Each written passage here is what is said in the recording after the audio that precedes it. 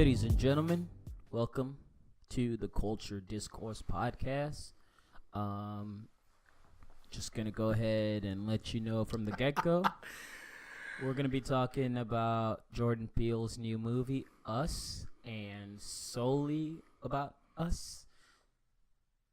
There's gonna be spoilers. Yeah, Spoilers. if you haven't seen this movie, you're gonna want to shut this episode down. We appreciate you listening, but go ahead, watch the movie first, then come back, give us a visit, leave some 5 stars, subscribe, tell your mama about us. Oh, yeah. But the movie is worth the watch, and I don't know why you would listen to a podcast about something you ain't watched, like a whole review of it, because that's basically what this podcast is going to be. Yeah. We might be on here all night talking about this movie. So, go ahead, give it a watch, and come back to this episode. But we appreciate you guys. Now that we got that out the way, Us. So, backstory. It's by Jordan Peele. He wrote it, directed it, produced it. Sophomore movie following Get Out. And, Get Out was phenomenal. We've reviewed Get Out. I think we did. We've reviewed Get Out, I'm pretty sure. You can find that episode somewhere through the archives. Search through our old episodes. But, for just a breakout movie that Get Out was, man, it was going to be hard to follow that up. And I was reading a lot of, so me and you saw the movie last night at 9 p.m. Yeah. And then since leaving the movie, I've listened to 3 or 4 podcasts that have been solely talking about the movie, and one podcast that was an interview with Jordan Peele. So I've just been fully consumed by this movie, and I'm still not over it, and yeah, I'm ready to go see it again. Mm-hmm. So it, and like I was saying, sophomore movie.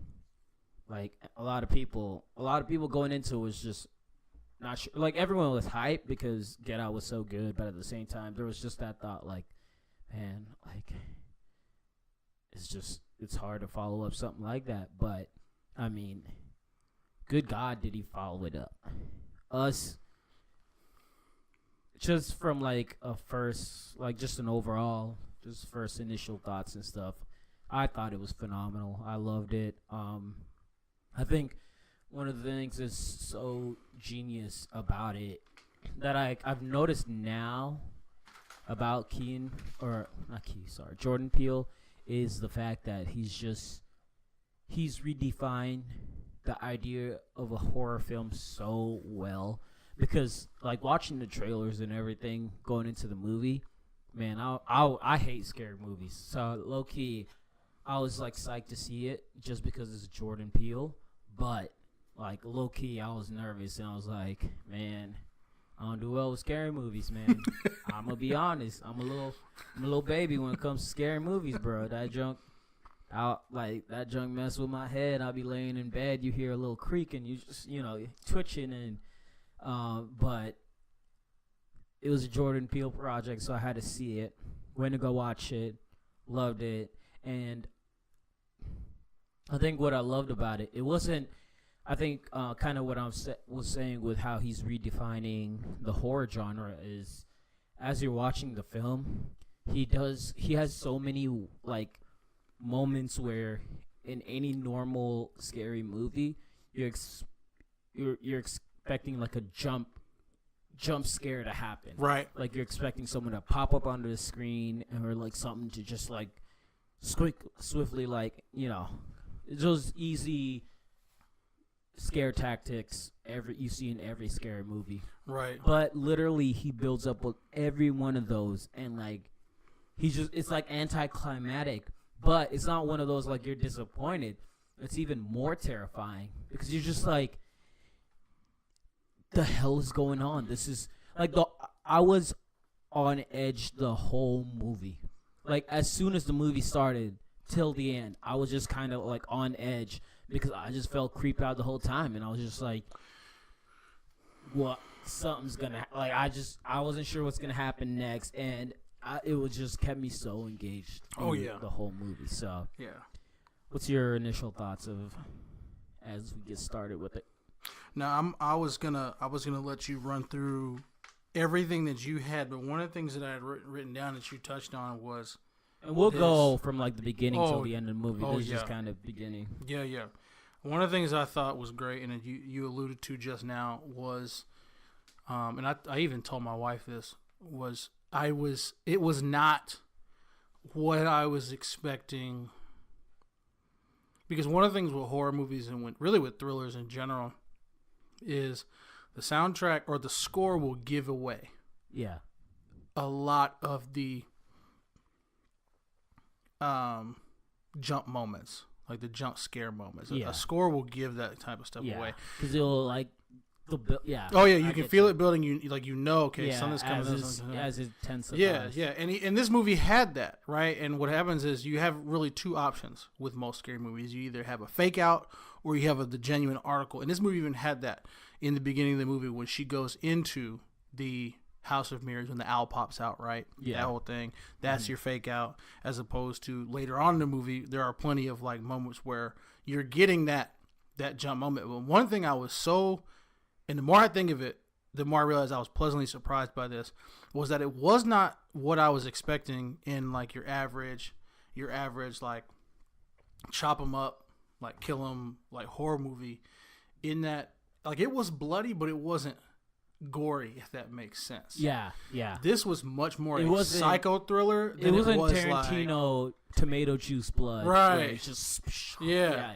This was was much more psycho thriller than it was Jason movie. Where we're gonna horrify you by like chopping up bodies and like and like it had a lot of like gory, gruesome scenes, but it's not to the extent of like some people just overdo it. Right. It's just like, okay, do we need to see that their brain was like got splattered all over the wall and stuff like that? It's like it reminds me of Django Unchained. Oh my Good gosh. God. Like I love that movie, but one of the most ridiculous parts of it is just the tomato juice. Like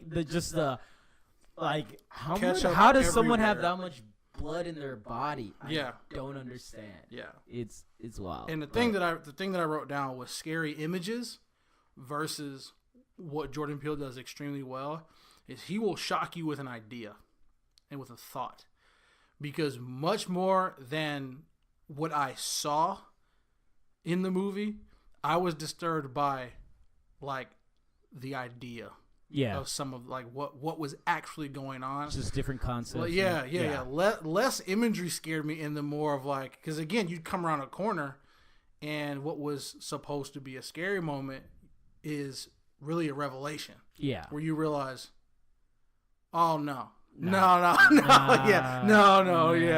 Wait a minute. But no, I mean this is a mid-8s, 9 out of 10 type movie. This is an excellent movie. I think it's the best movie of the year so far. I think it's a thinker. It's definitely one of those you go see it more than once. Type movies. And that's one of the things I love about this movie, where I think because I was reading somewhere it got like a 97 on Rotten Tomatoes, but the audience score was like 69. Yeah. And which like I totally understand, because even as I like left the movie theater, I was like, okay, how do I feel about this? Right. Exactly. Like, because I kind of had a problem with the ending, but at the same time I didn't, because I was just like, it's like we'll get to it, but it's just like, it's kind of, sometimes you just gotta leave. I think what he does so well is he leaves a lot of things up to the viewer to interpretate. Yeah. If that's the correct word. Interpretate? No, interpret. Interpretation. Interpretate. Wow. English. But yeah, I think that's one of the things he does so well.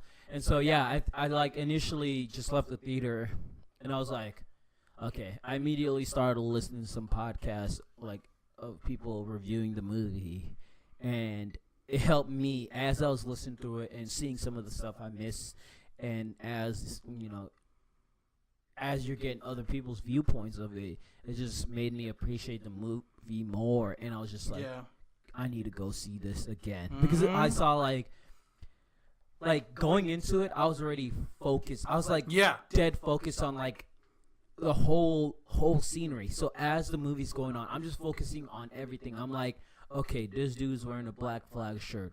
Oh, crap, one of the twins is wearing a Black Flag shirt. All right, that's not just a weird coincidence. It's like he thought this through. This first dude was wearing it in 86. Now they're in present day. This girl's wearing, like, there was just a bunch of little stuff like that, and there was a lot more that I missed, but it was phenomenal. I just loved it. Let's just go ahead and get into it. One other thing I wanted to mention. So, like I was talking about, this is kind of being the sophomore movie after Get Out. I was listening to this interview Peele did, I think with I forgot what it was earlier, but he was kind of talking about, you know, his mindset going into this next film with Us, because Get Out focused on race and racism, and so I think a lot of people going into Us expected it to be the same thing. Yeah. Because I know I sure as hell did. Going into it, I was like, all right, bro, this is going to be race heavy. I was already, like, the calculations were running when I first saw the trailer, because the first thing I thought, and I'll say this and I'll let you go, but, like, immediately when I saw the trailer, one of the first things I thought was, dang, we are our own worst enemies. That was like when I remember seeing when I saw the trailer for the first time, but I was like, let me stop and let me say what this man's got to say. Like, you know, let me you say. Gonna make me hate white people again? Let me come on, bro. Let me let Jordan Peele say what he's got to say. But one of the things, like, especially because in the trailer you see Winston Duke wearing the Howard, the Howard pullover, which was and dope. The whole thing, which was great. But the whole time I was thinking, dang, I wonder if one of the things that he has to say is, in the fight for equality or independence or whatever it is, be careful that your biggest adversary isn't your own self. And I was like, dang. And this applies to every race. But black people get in their own way a lot. Yeah. So I was like, I mean, that was just from the trailer. And I was like, oh, you know, trying to, you know, because, again, Get Out was a big thinker. And, like, you get to this movie and I was like, okay, let me not overthink this and let Jordan Peele just say what he's got to say. Yeah. No, yeah. And I was just saying, because, like, the whole movie, I was trying to connect stuff with race, but this is kind of what he had to say about that. And I kind of paraphrased it, but he said, audience, like the audience that was going to watch Us, they had a very clear, like, expectations after Get Out. Okay. So people assume next movie is going to be about race. So he started off with a black family, but that wasn't the focus. And once audiences realize this, they have to submit to the direction, like, he's taking them.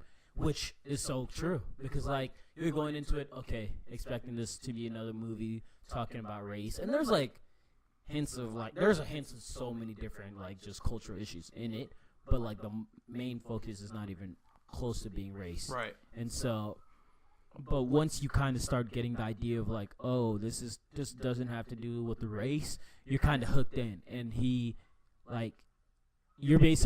got you on puppet strings, and he's just directing you through it, and, like, by the end you're like, oh dang, okay. So that was with that. I think that's one of the last initial stuff, so we'll just get straight into it. So the movie starts off first with the quote about the tunnels. So I knew I knew the movie was going to be good. As soon as I saw it, I was like, I hate this dude for how good he is. And so already. I saw that, and I was starting to think about it and stuff. And when you really, like, as you think about the movie, you kind of, it, like, makes sense, but at the same time, it's so broad, because you're like, you get the idea, because there is, like, these tunnels do still exist, and there are people that live in it, and all, but it's like, he's talking about it in more of, like, just a deeper metaphoric way. Mm-hmm. And, like, but the thing is, like, you see that at the beginning, and then the movie starts, and you completely forget about it, up until, like, towards the end, when she goes down those escalators into essentially where the the tethered live. Yeah. And you're like, oh, this is time back to, okay, all right. But, yeah, so it started off with that quote. And, yeah, I was just reading that. I was like, okay, we're doing this. Don't know what we're doing, but we're doing this. And the fact the movie opens up, the next scene is the wall of bunnies. Is the rabbits. Yeah. And what you get is it focuses in on one, and the opening credits roll with you slowly panning out to see just this whole wall of caged rabbits. Yeah. It goes straight from that to the Santa Cruz Beach Boardwalk in 1986. Yeah. So again, you've got this quote now that talks about the underground passageways and tunnels, and then now a wall of rabbits that kind of invest into later elements of the story, and then you're plopped into Adelaide's character as a child in 1986. So, and like, man, the thing about that bunny scene and stuff, that music, oh my god, it was Hitchcock, bro. It was Dude. Alfred Hitchcock. So I was like, he's so, like I'm telling you, I read about so much about it, but like especially that part. So basically, most of the, and I was listening to some other podcasts that were talking about it, where like this movie should get nominated for Best Original Score, but they won't because they technically like they sample some of the I Got Five on it, some of the songs, and kind of tweak and mess with it, but like the score was just so good, and it was one of those like you were saying earlier. You know how like movies build into like the jump cut scare. Yeah. Like movie, like the track walks you into the part you're supposed to be scared with. But this movie does a great job of just like building up the anticipation, and then kind of just it quickly de-escalates, but you're still terrified. You're like more terrified. Like if you get a jump cut, you're like, okay, good, got that out the way. But this one is like prolonged. You're just like, it's just this uneasiness the whole time, and you're just like, why are you doing this to me? Like, why are you dragging this out? Which is way worse than just like a quick jump scare. Right. And like I think something like that is so great because you can make whatever trailer you want and you're not gonna ruin the movie. Which with most scary movies, like the funny part about it was, as I was thinking about it earlier, I was like, man, it's so funny that we saw, like, before that movie came out, we saw that trailer for that horrible looking scary movie that's coming out soon, like La Rona or whatever. It's about the cursing of, remember? Oh, yeah. Yeah. Yeah. And we were sitting there, we were watching that. And Thanks for showing us the whole movie. Yeah. Like, the trailer got done, and we were both just like, what the hell? Like, y'all just show the whole movie. 2, it looks bad. 3, like, what? And so, like, I thought back on that after, like, earlier today. I was just like, that's hilarious. Because even within just that experience, like, he just completely shitted on, like, current horror movies. Like, most of them, and just how people have been doing it. It's like, it's basically the genre has gotten stale. And it's one of those, it's not even really respect. That's why, like, you don't, I think, what was it? A Quiet Place was like the first horror movie to receive a nomination in like a while, I guess. Yeah. Oscar nomination or something. Mm-hmm. And like Get Out was more of a thriller. I don't know, but I think like horror films haven't been getting, real respect, and like deservedly so, because it's all similar. Like there's nothing new, creative about it. And I think he's completely changing the genre where the horror isn't in the jump cuts, but is in the realism of it. It's like, I'm gonna connect this to each and every one of you. Like, I'm not gonna have, like, I'm not worrying about no exorcism happening a week later than me. You know? No. Like, okay, you can show me 100 creepy dolls and stuff. And it's like, I'll get over that and stuff. But it's just this idea of like, nah, I'm gonna tie it into something that's happening real world, real life to you, and like you can leave it like, and you can leave the theater and all, but you can't just be like, oh, that was just a movie or stuff.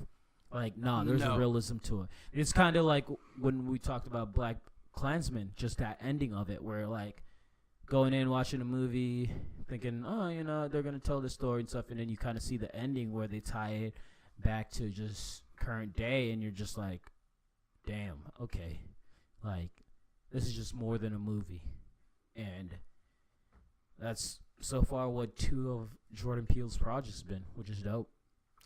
Yeah. And I arrived at the Get Out party late. And I did too. I didn't see it. I think actually I did see it in theater. I read more about it than I read so much about it before I ever actually saw the movie. I saw it in theater, but I saw it at least like a month or 2 after it got out. Like, it was not opening weekend. Yeah.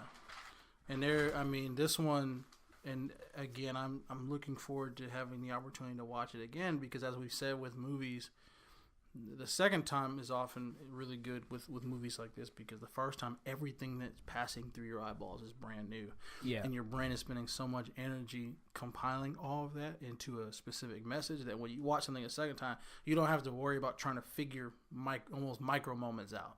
You can actually just kind of absorb the movie and discover new things as you walk through it. And I'm looking forward to that. But it is crazy. So one of the things that, and like we talked about, the score and the soundtrack I thought were great. The soundtrack outside of the score was so dope. Like the use of some of those songs is fantastic. Yeah. One of the things I was very surprised by, the comic relief was excellent. Like the funny moments in the movie were top notch, and they were almost super like just not random, but like 90% of them came from Winston Duke's character. Yeah, I forgot Buddy's name. It's I remember his tether's name. It's Gabriel. Gabe, That's yeah. Right. But like, yeah, and we're just gonna be all over. We're not even gonna go in order. We're just gonna be jumping all over. I know, but like, so I guess let's go in order, because I think the front part you got to set that up before you could get then we could jump from forever. Okay. But so you get the first shot of the wall of rabbits, and you get the creepy, terrifying music, and the camera's just panning out, and oh no, it was the kids singing. It's like, yep. Yeah, that whole thing is. And I was reading the thing about it. It was just like the dude was like, yeah.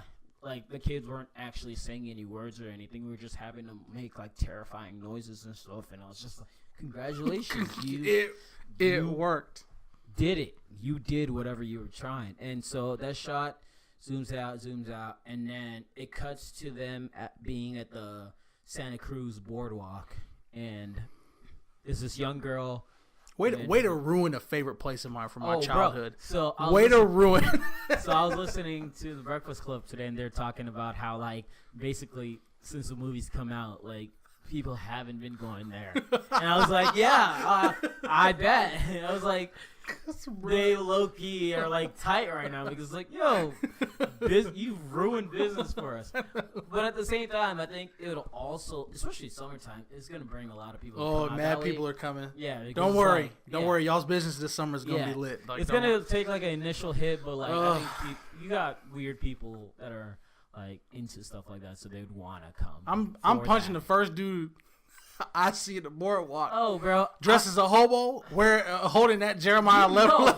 You know there's sick people in this. You know there's going to be somebody just there every day holding up that sign. I'm going to fight you. You asking for it. But, yeah, so it's zooms out to the boardwalk, and it's this young girl with her mom and dad. Dad's a little tipsy, drunk, and he's, like, playing games, trying to win her a toy. And from the get-go, you feel like there's, like, tension between the mom and the dad. Like, mom doesn't want to be there, and part of it, like, dad, like, there's issues going on between her and the husband, and also the husband's, like, drunk, obviously, and so there's almost, like, an embarrassment aspect to it. Dad wins a prize for the daughter, and she says, "I want prize number 11," Yeah. which we later, like 10 seconds later, find basically 11 becomes a huge, just the number 11 becomes a huge part of the movie, and so she gets that. They walk by, and he goes on to play another game. The mom goes to use the bathroom and tells the dad to watch the girl. Of course, girl kind of wanders off. And as she's walking away, she sees this dude holding up the sign that says Jeremiah 11:11. And immediately, I just wanted to turn my phone back on. And I was like, okay, Yep. what's this verse? Yep. It took everything in me not to look it up. Yeah, I was like, what's this verse? And we'll go ahead and read Jeremiah 11:11. But Jeremiah 11:11 goes, NIV version, "Therefore, this is what the Lord says: I will bring them on. Therefore, this is what the Lord says: I will bring on them a disaster they cannot escape. Although they cry out to me, I will not listen to them." After seeing the movie and quickly pulling out my phone and reading that verse, I was like, "Oh my gosh, you genius!" Yeah, and I didn't until. What's so crazy is I was so wrapped up in the movie, and we were both reading that verse as we were walking out of the theater. I was so wrapped up in the movie itself and the use of the verse in the movie that I forgot even what you're supposed to do when you read a verse. It's always you read what comes before, right? So I went today, and I'm not going to read 1 through 10, but I can tell you 1 through 10 is basically God communicating to a prophet that which is coming to his people. And 1 through 10 is legit talking about, I had this promise, I had this bond, this contract that I established between me and my people. And basically he says, y'all have done nothing but break it. We had this covenant of who you were supposed to be and what you were supposed to do, and y'all have broken it. And I've waited, I've held off, but now it's time. And then you get to 11, and he says, basically, so listen up, tell the people, this is what's coming. And even, again, the use of the verse is great, but even reading it in context, even more creepy than the context in the movie, because you're just like, yeah, obviously they took a lot of time to plan. These people were created, and they lost their purpose, and they became an instrument for the punishment of the people that were on basically in the service world, on the planet. So there's so much. The use of that verse was one of the scariest use of scripture in a movie I've ever, if not the scariest I've ever seen, because it was just so tied into what was went on in the movie. Yeah, and it was great because ridiculous. It forced you, at least for most people, I'm assuming, you saw that verse and you're immediately wondering what it is, but you can't really know until the end. Yeah. And so once you go through the whole experience of the movie and then you see the verse at the end, you're like, what a genius. Yeah. Genius. Yeah. Because, I don't know. It just worked so well. And I my thing is, too, I had one of the questions that I have for him is, I wonder if 11 was one of those things that caused him, which came first? Was it the verse or was it the number 11? Because the number 11, like with rabbits, because rabbits are kind of like this image of duality, and they're already used for cloning experience anyway, rabbits and sheep. But the number 11 is also 2 1s, it's 2 1s mirrored. Yeah. Right. So you have that copy, even when you see the clock when it says 11:11, it's 2 pairs. Yeah.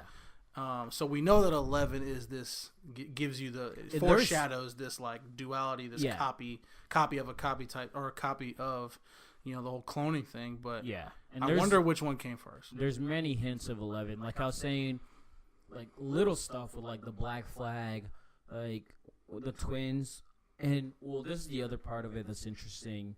Gosh, the twins too. Because with the 11, we first get it with when she chooses prize 11. I think that's the first time. Then we immediately see Jeremiah 11:11. From there, I forget when's the next time. But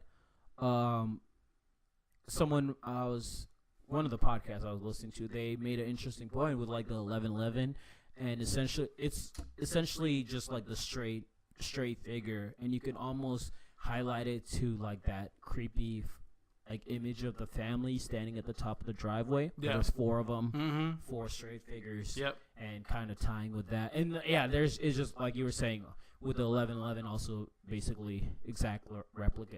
And Yeah. just. And he sprinkled that like all over the movie. Mm-hmm. There's so many like And I didn't even think about the twins, the girls. the twins. The ambulance was like marked 11. Yeah, I gotta go watch it again. Ambulance was Oh my marked gosh. 11. There was some other stuff I'm like forgetting, but there was just so much of like reference to 11 or 1111. When the kid was in bed making the like he notices the clock was 1111, and he points that out. But yeah, so from there, she wanders off after seeing the guy holding up the sign. She walks towards the beach, and at that moment, I was like, my immediate thought was like I thought she was getting abducted. I thought somebody was gonna run by and like just grab her, snatch her, and I don't know. Like you did a great job of building up where like you saw the group of kids kind of playing over there. And I was like, oh, some racist shit about to happen. See a lot of white kids over there. Right. They about to mess with her or something like that. But nope. Like, and then she kind of turns around the water, and I was like, oh, somebody pop out and grab her. Nope. And so like I think it was worse. Yeah, and that was the other part of it. Like I was saying, he just like he messed with your mind so much the whole movie because you have so many preconceived notions of like how a scary movie should go, and at least for me, every time I was like, oh, I think what's coming next. Like I know what's coming next. It was like he flipped the switch and it was something different. I was just like, huh, well played. And so, yeah, she turns around and she looks at this, like, it's one of those,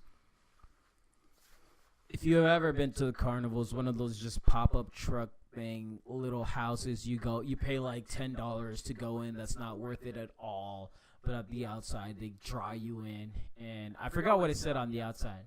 It said, come see your real self. So a reflective of yourself? I did want to touch on that briefly because in 1986, it's a Native American vision quest, and it says find yourself.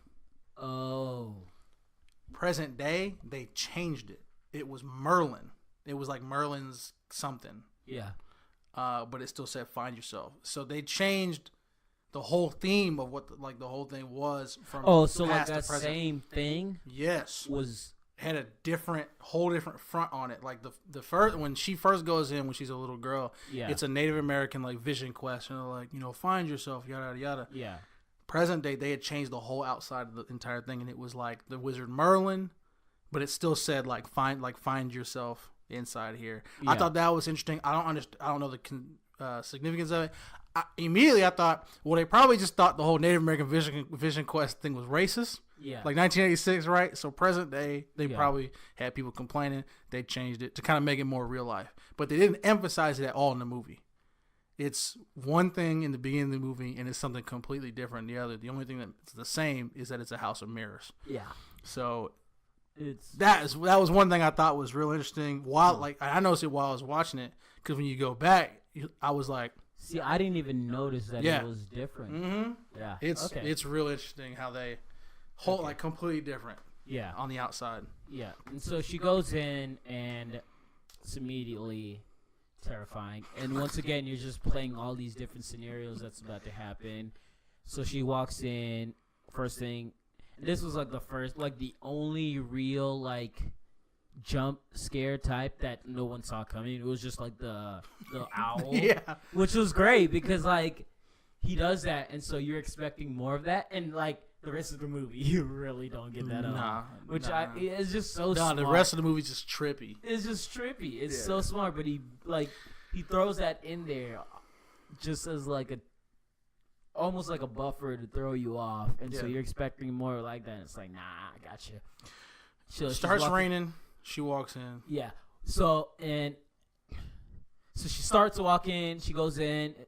Starts raining. She goes in, starts walking, and then she turns around. She sees she starts getting creeped out in there, and so she turns around and she sees the exit sign. So she starts walking towards the exit sign, but boom, she runs into a mirror. And that's when my anxiety dialed up to same, 10. bro. I was, and so she the camera kind of pans around all the mirrors, and all you see is just the same exit shot signs. she's seeing. Yeah, exit sign, God. exit signs, exit signs. I was like, oh god, it's over. And so at that moment, this was really cool because, I think this just shows how mature she was, because in that moment she felt herself starting to panic and freak out. So she started whistling the Itsy Bitsy Spider song, and you see herself immediately begin to kind of time out. Good God, that girl was a phenomenal actress. Oh my God, both her and the kid that played Jason, but specifically young Adelaide. Oh my God, was awesome.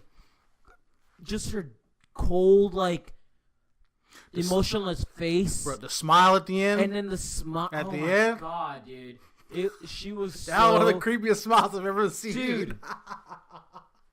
That was we'll get into. Oh my God, yes, she was. We'll get there. And this was her first movie, because it was saying introducing. Yes. Yeah. And I'm gonna look up her name because she needs the respect, because she was phenomenal. It is Madison Curtis, I think it was. Let me let my IMDb do its work real quick.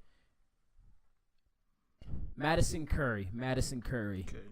Madison Curry. That was her debut film.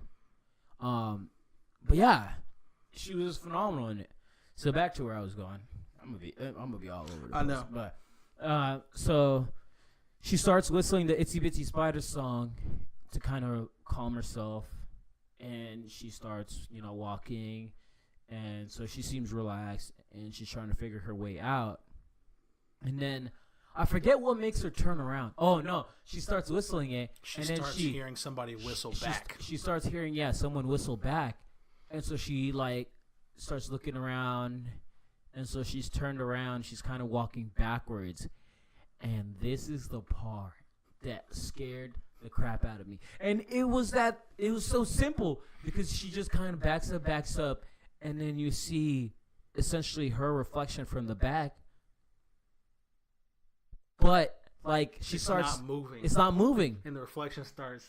Yeah. She turns around first and sees the back of the reflection's head. Yeah. And then the reflection, quote unquote, starts to turn around. Right when she starts to turn around, that's when it pans to Adelaide's face, and the look she has on her face had me shook for probably the rest of the movie, because I'm the whole time, no matter what's going on in the movie, no matter what timestamp, you take me to the beginning, middle end, the whole time I'm thinking, still, what did she see? Yeah, what did she see? Because her face was just, it was, oh my God. Yeah, that face is incredible. I'm looking at a picture of it now, and it's amazing. That face is, that's the Get Out face. Where there was that one face of him sitting on the chair with the one tear. Yeah. That's, that's it. That's as iconic as it gets. Iconic, the face of the movie. Mm-hmm. Yeah, and so from there it cuts the scene, and then you basically get the family in the car.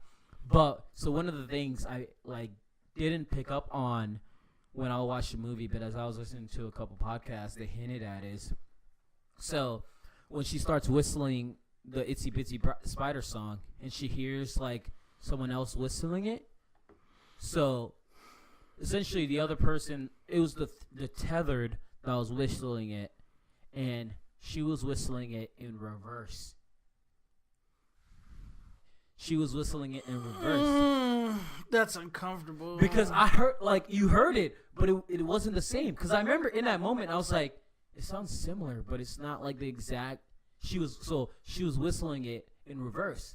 And the interesting point they brought is, so when the tethered end up visiting them at the house, the first time that they're at the vacation home, the four the tethered show up to the Wilsons' vacation home, and that's when Ish starts popping off. Right.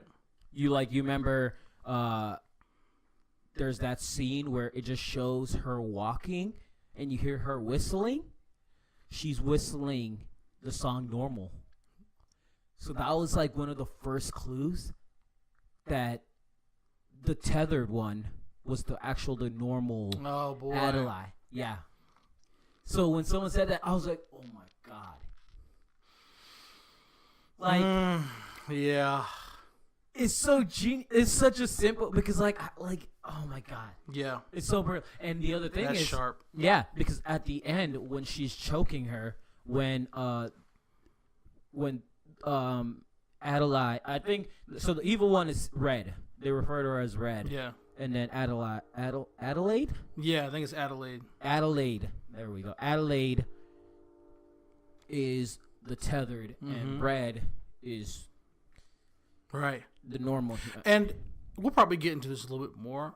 I'm not so much creeped out by the end, because even though we found out that Mom is a clone, we know that because outside of the traumatic experience of being a clone and breaking out, she grew up like a normal person. So Yeah. I'm not convinced that was necessarily a scary ending. It is one hell of a twist in the sense of it wasn't a scary ending at all. Yeah. It was more of the fact that like what he hinted at it the whole movie, but like up until the end, and up until like you kind of see it a second time, you start picking up on it way earlier. Because I think that whistling thing was one of the first signs. Like he showed like, nah, this is like their switch. And especially at the end, because like when Adelaide ends up choking out Red after she stabs her, like she pushes her cheek together and she whistles the Itsy Bitsy Spider song again, and like it's in normal. Yeah. And so like that's just to confirm it. But the other thing, and this is just kind of to show how like deep, and this is one of the, it's like interesting because like you could see it as like, oh, this is what he meant with this, but at the same time it's like he had a quote in the interview I was listening to. He was like, yo, like there's some things in the movie that like it has a deeper meaning. There's some other stuff like it doesn't. Yeah. But that's the best part, like because people are gonna just like overread into everything. Oh yeah. And one theory I saw was like, you know how the Itsy Bitsy Spider song goes, is like the rain came and forced her to go in. Yes. And it's that same concept, like the rain started happening and that's why she went in that house. Yeah. And the rain ended and that's what like brought her out. It was just like, well, even the concept of, because the words are Itsy Bitsy Spider went up the water spout, down came the rain and washed the spider out, is this idea of like somebody trying to, and just now thought of this, Adelaide seeing, and I was stressed out about this because I'm like, who sees a spider that size and does nothing? oh yeah, when on the tape. Yes, so Yeah. there's that also Yeah, too, which so- I think is great now that I think of it. Yeah. But the whole concept of the fact that there's down came the rain. It is funny that there was rain when she went into the fun house, but And the elevator that's coming down, Yeah. and the tethered Adelaide that's looking up, and it never shows you the fact that Rain she has to came do down this, and washed the but spider she had out. to first even get to the top, go up an escalator that was coming down. Coming down, yeah. They That, like only that- showed one direction. Yes. Yeah. So that I thought was I also do wonder a lot about the down escalator, Yeah. because one of the things that I remember last night thinking of was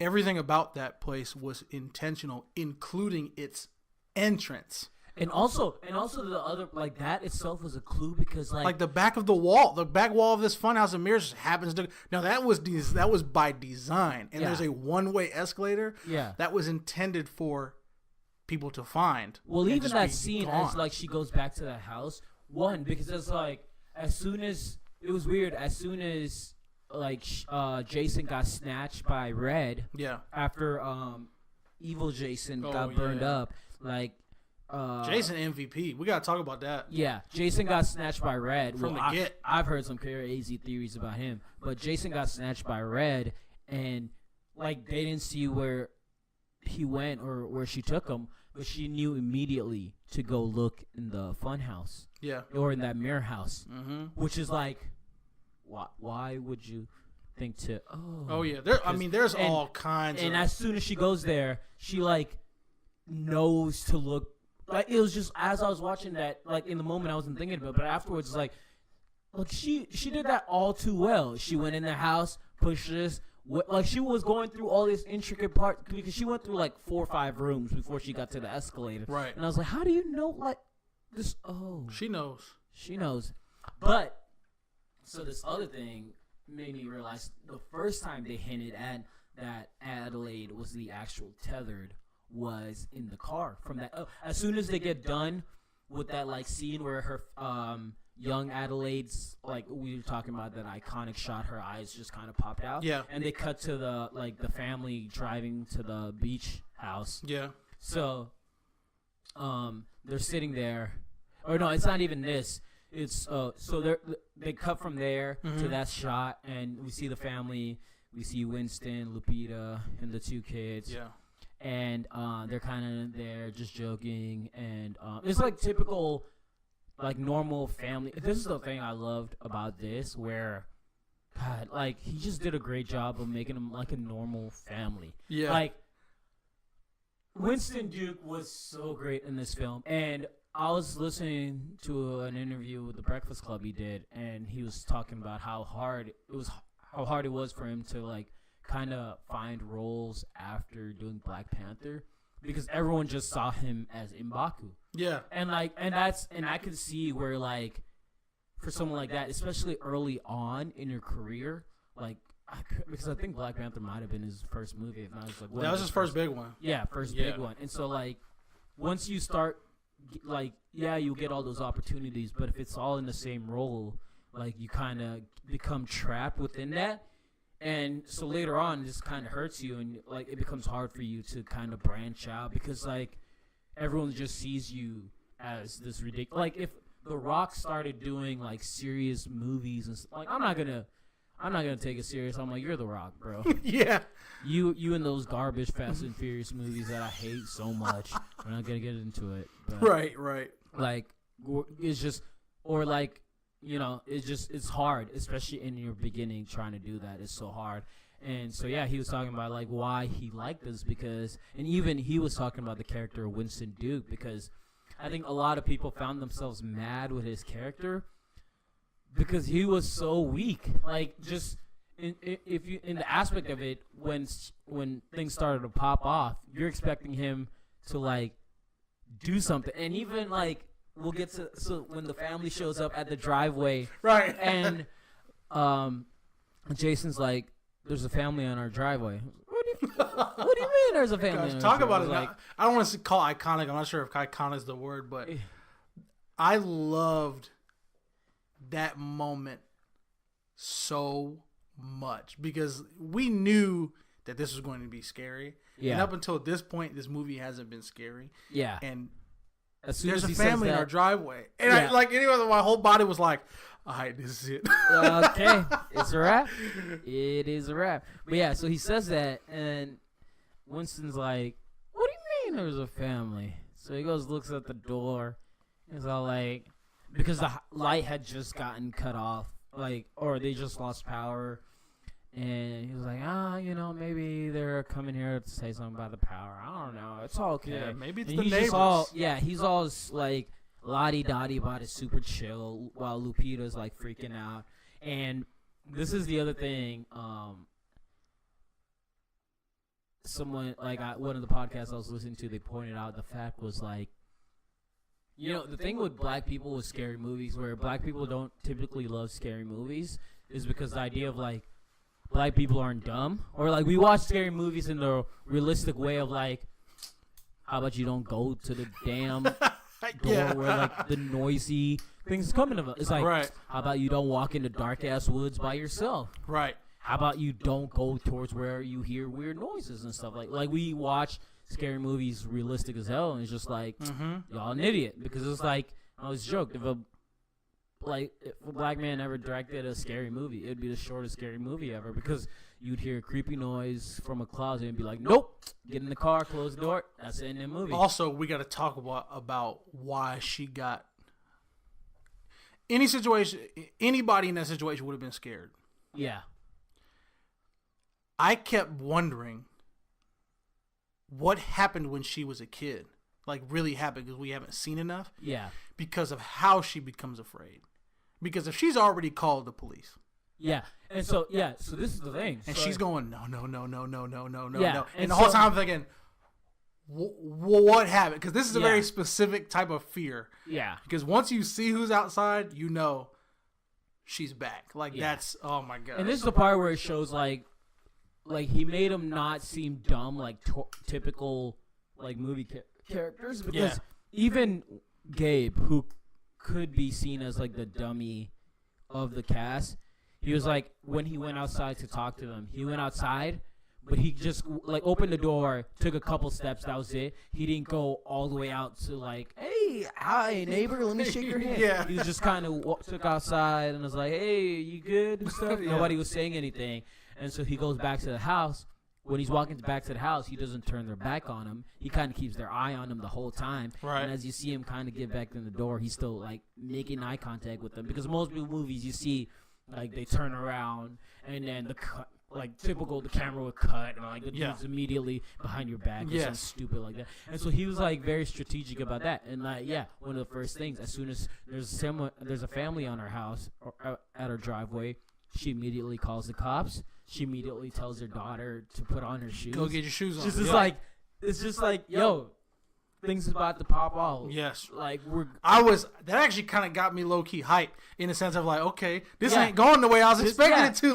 We about to sit in here and like sitting ducks. You know what I'm saying? Typical movies, like, they just dumb it down and it's just like, oh, maybe there's just let's all go say hi to, or like just the dumbest, like, right. You got the sense early on that this was a intellectually capable family, given the situation. Like, when Gabe has to go with Pluto, or not Gabe, sorry, when Jason has to go with his tethered with Pluto, she tells him, show him one of your tricks. Show him one of your tricks. So, like, it was not your typical like horror movie, and it did feel like this group of people was at least somewhat capable of defending themselves. Yeah. So that was nice. Yeah. So, but before that, I want to get back to one of the others. So the second time they're in the car is when they're going to the beach.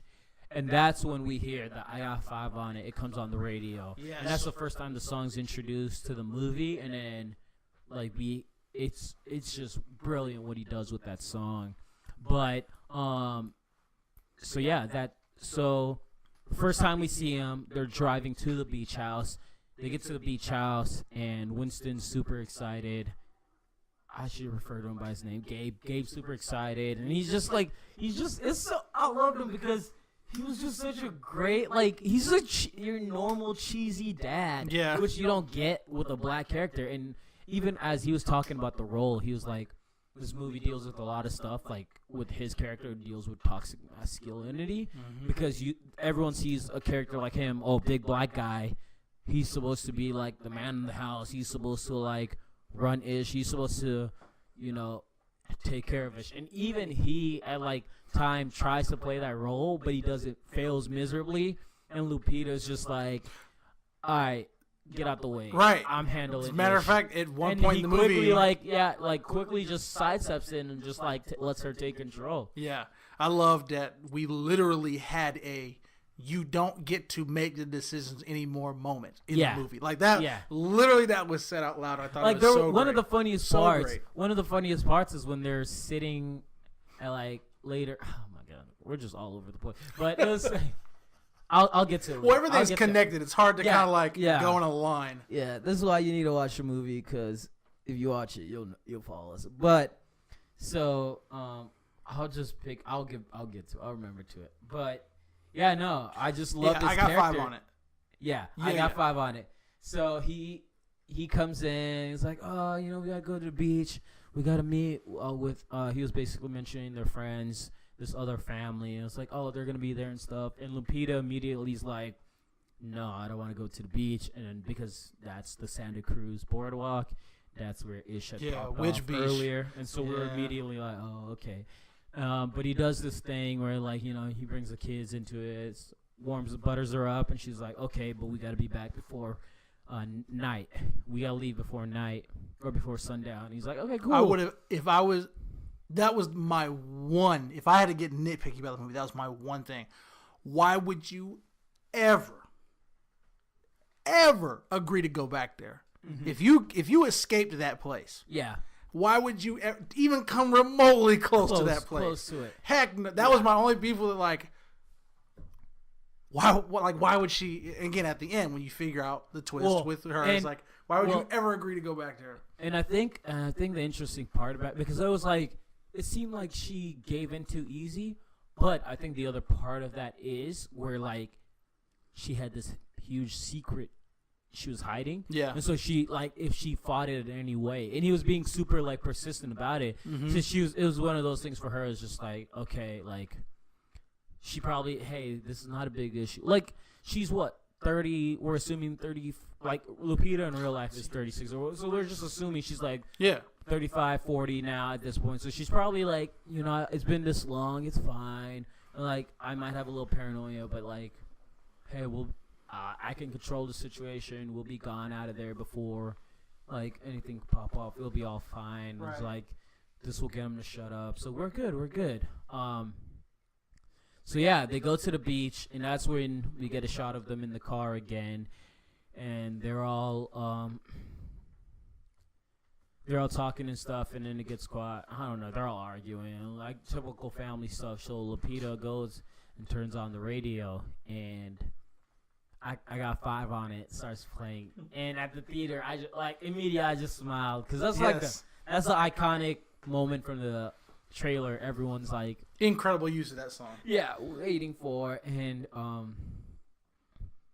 one of the it was so simple, but I loved it. But when Winston's like, oh yeah, y'all don't know nothing about this is a classic, and he starts singing it, and then the camera pans to Zora, and she's like singing in the backseat. Mm-hmm. Because you always get the old heads that is like, man, y'all don't know nothing about it. I was like, bro, we got technology that lets us listen to music before you were even born. Like, I know something you ain't never listened to. Shut up, bro. Stop. So we got to talk about this song because one of the things I immediately noticed was,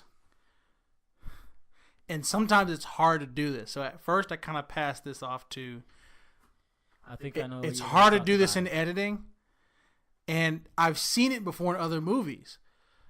So I kind of dismissed this.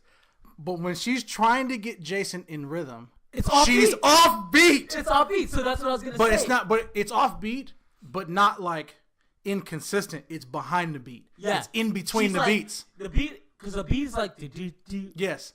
She snaps in between the beats. So, do. Yes. But she's like second behind. But she's snapping in between the beat. And so, because I noticed which you don't know significant until you get to the end of the movie. But I was like, I noticed that. I was bothered. During that scene. Yeah, I noticed that scene because like she snaps it, and then like the beat's playing, and he's like, the beat's like one, and he's beating like at 2 beats per double whatever the beat of the song is. Yes. And so like. So she shows him, oh yeah, this is how you snap on the beat, and he's like, okay, cool. And so he starts snapping, and like it kind of zooms back out, and they're all singing and stuff. I was like, bro, you make and I did, and I let it just pass. We give white people so much crap I know. about being off beat, dog. What we doing here? But that was the first that's your sign. first one. That's the first That's sign. your first real one. That she's the tethered because like. But again, you don't know, and there's no way to know. Yeah. And one of the other things that's interesting is I forget when they start. I think this is kind of in the earlier parts when they kind of cut to back to her childhood, and this is like they show that their mom, like the mom, like they got her back so nothing happened to her. They got her back, and like the mom's arguing with the dad, and it's like I just told you to watch her for a second. Like, what the heck? And next thing you know, that we see that they take her to a psychiatrist, and then there's just like, ever since this incident's happened, she's like just been different. She's not the same child anymore. Yeah. And she's quiet, like she doesn't talk at all. Yeah, she's unofficially diagnosed with PTSD. Yeah. And so in 1986, which is. And so they say, she's like, hey, why don't you guys try to, get her into doing an activity, maybe like writing or drawing, to help her. Maybe that'll help her like ease into talking. And so that's when like the dancing, her doing ballerina, essentially ties in. And so I listened to like a couple podcasts and as they were talking about it, because one of the more interesting parts of the movie is towards the end when they're like fighting and they cut to a younger her where you see the tethered and the human, and they're showing one that's like really good at dance. I think it was which one was the one that was really good at dancing? Was it the tethered? Was it the one they were showing that was in like underground? So they showed a performance of her on the theater stage, and that was the one that did really well, right? Yes, that's correct. Yeah, and then there was the one that like the tethered that did it terribly. That's okay. So I think the way it went was, I think she got into dancing after that situation, after she swapped with Human Adelaide. Yes. Which I guess they're both. I don't. Red. Yeah, they didn't do the dancing thing until after the swap. Yeah, after the swap. The tethered, which is the Lupita we've seen basically the whole movie, who's your like main character. Yeah, she was the one. Like, she's retired. Like, she was a really good dancer. She even has that conversation with the white friend. Yeah, of like, you were like really good. Yeah. So well, we all kind of peaked at 14. Yeah, and so the interesting part about that, because this is the weird, like, kind of connection between, like, the tethered and the clone, because, like, they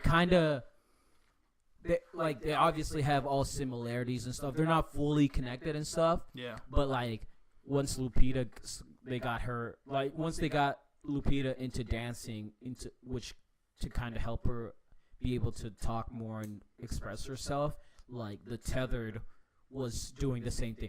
One of the coolest shots was towards the end when she like first comes into the goes down the escalator and then walks into this room, and as they're showing like shots of like that night at the boardwalk, with like the replication of like what it looked like underground. Essentially everyone was like mimicking the same thing, or like it was so brilliantly shot, and like it was so well done. And this kind of hinted at the fact, like, whatever they're doing at top, they're doing the same at the bottom. Yeah. But it's, like, completely different. And even, like, Red hints at it when they first, like, they get in the house, and she gets everyone on the couch, and she's talking, and she's just like, you did this, and it was great for you. For me, it sucked. Yeah. Like, you had a kid, you had a C-section, and, like, for me, the kid crawled out of me. It was miserable. It was horrible. And so everything you do, like, I went through, but, like, it was infinite worse. Yeah. Like, it just sucked more for me. And so, but to tie it with the dancing, so essentially when Lupita started dancing, Red was doing the same thing. Yeah. But Red, and at first she was struggling and stuff, and, like, you noticed it, the movement with the tethered, it was like very disconjointed and like very just like jerky and stuff. And this even intrigued me at the end, and I'm mad I didn't pick up on it, where it was at the most point, like the most obvious he was with it was when he was they were in the classroom and Lupita tried to stab her with the fire pick, whatever thing, and she was just kind of like gliding, like she was moving seamlessly, like essentially dancing around her as Lupita's just like jerk moving and stuff. Yeah. And I was just like, oh wait, because essentially as they were both learning the dancing, Red, like, still human, Red could pick up on the movement smoothly and stuff. And that's when she was talking during her monologue. She was all like, they noticed there was something different about me because like when she started learning to dance, she was actually doing it well. It wasn't like her, like it wasn't disjointed, terrible movement like everyone else. And so I thought that was super interesting how he tied that in. And at that end, kind of like the last, like, in case you didn't pick up on it now. Well, they had completed, like, the whole movie, they're getting closer and closer and closer to this moment. Yeah. And that was kind of just the grand, like, ta-da. Like, we have officially switched places. Yeah. In secret, we've switched places. We've switched places. I'm the graceful one. You're the one that's making these chaotic raw. She's like swinging wildly, all this stuff. Wildly. I'm the one that's graceful now. Like I'm the one that's in control. Yeah. I thought it was so great. I was reading something that it was talking about the costume designer, that she has these neutral tones in her costume. It's like tans, whites, all that stuff.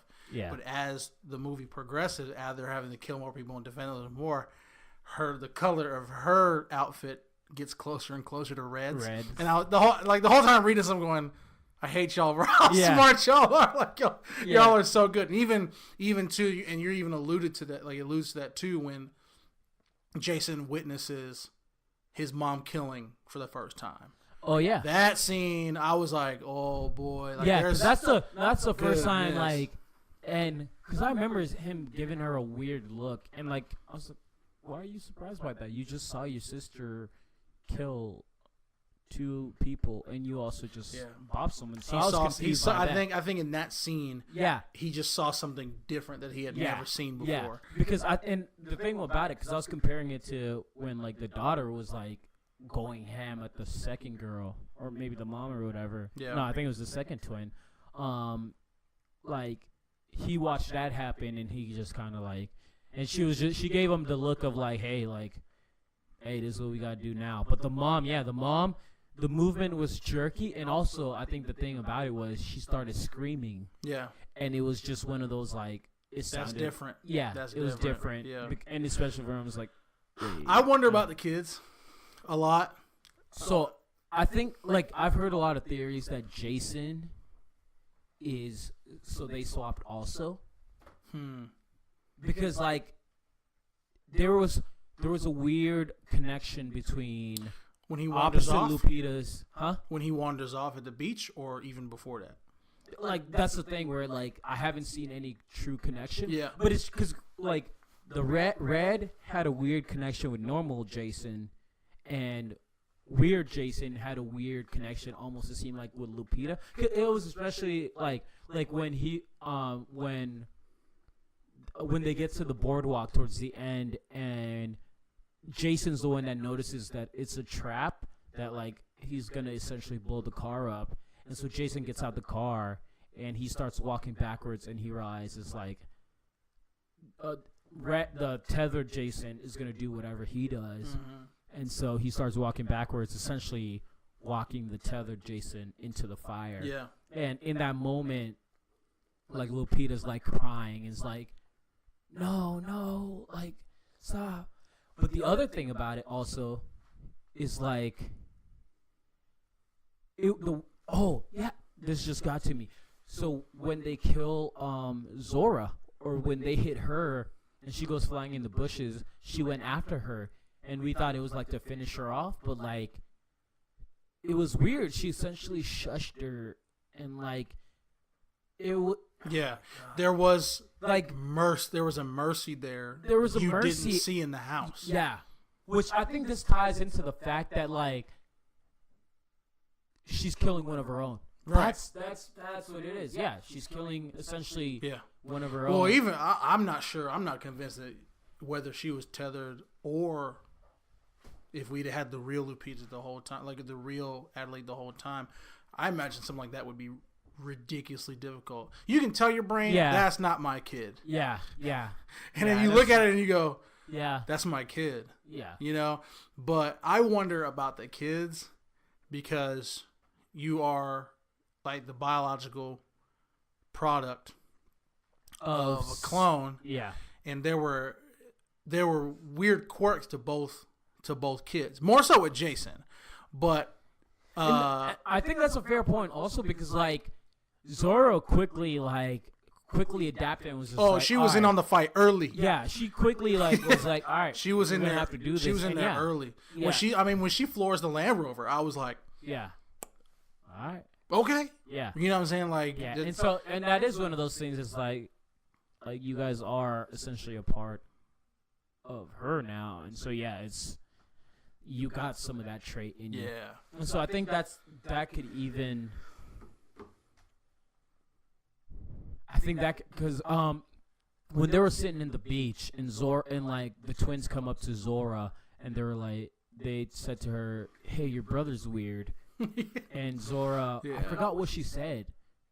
She said, "He's just something. It's hard for him. It's just hard for him to concentrate for the focus." Or yeah, and that to me, because you see that in the movie, and that could be maybe like a trait of being tethered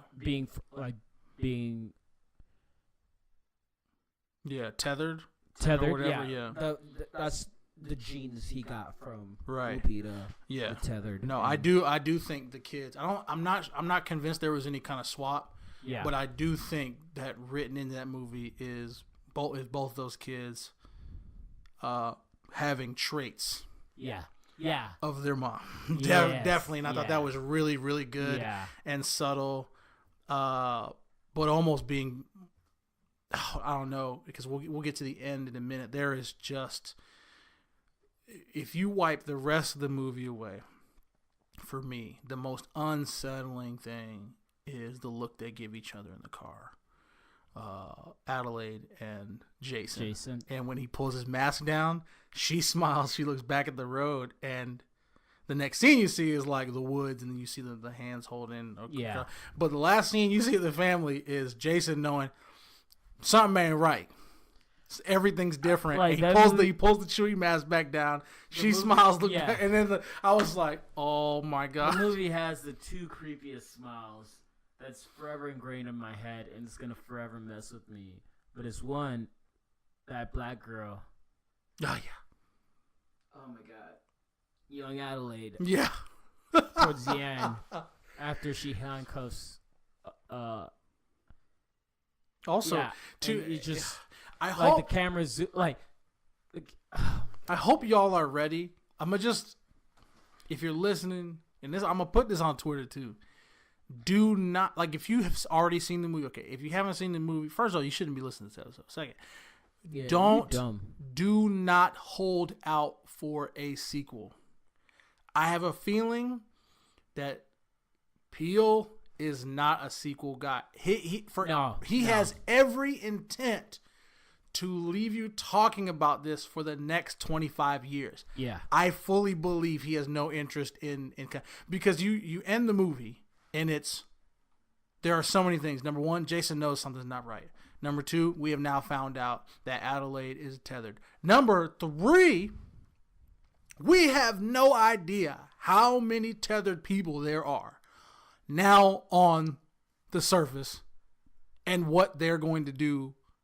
Like, are they going to just keep on going and killing their others? Yeah. Like, he's helicopters flying over, all this stuff. Santa Cruz has been absolutely decimated. Yeah. The whole time I'm thinking, I gotta know what's happening next. But then I thought, guys like this don't make sequels. Nope, and that's the best part because on purpose too. He's created reason for you to go back and watch the movie 2-3 times, and that in itself, it's a sequel. It's so well done. Oh my gosh, I'm so bad. There are gonna be people who probably already finished their sequel fan fiction. Yeah, they've already written the sequel. Yeah, they've written the first part and the second. Yeah. So what else you got? What else you got? Man. So I think. So we'll go quickly. So we were talking about. Oh no, I got 5 on it. Yeah. So the snapping, your first real clue. But so I love, that's the first time we hear the song, and that's kind of the song's what sets up the trailer and stuff.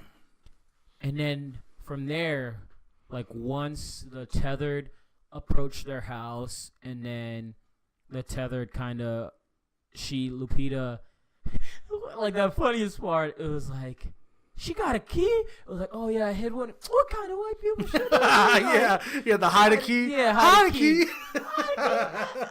He was so funny. Just, oh my god, hide a key. What kind of white people should? And so they get in the house, and God, dude. So the other thing that got me, and I'm upset because I was like, how this is? Oh shoot, it's them. But then as the camera zoomed in on them, like, I just got the sense, I was like, they all look slightly different. I was like, that's not the exact them. And so I talked myself into thinking, like, they just got people, like, similar. Oh, it's all them. No, it's all them. It's all them. Which, once, like, I made that realization at the end, I was like, first of all, the kid, Lupita. Yes, we have to talk about that.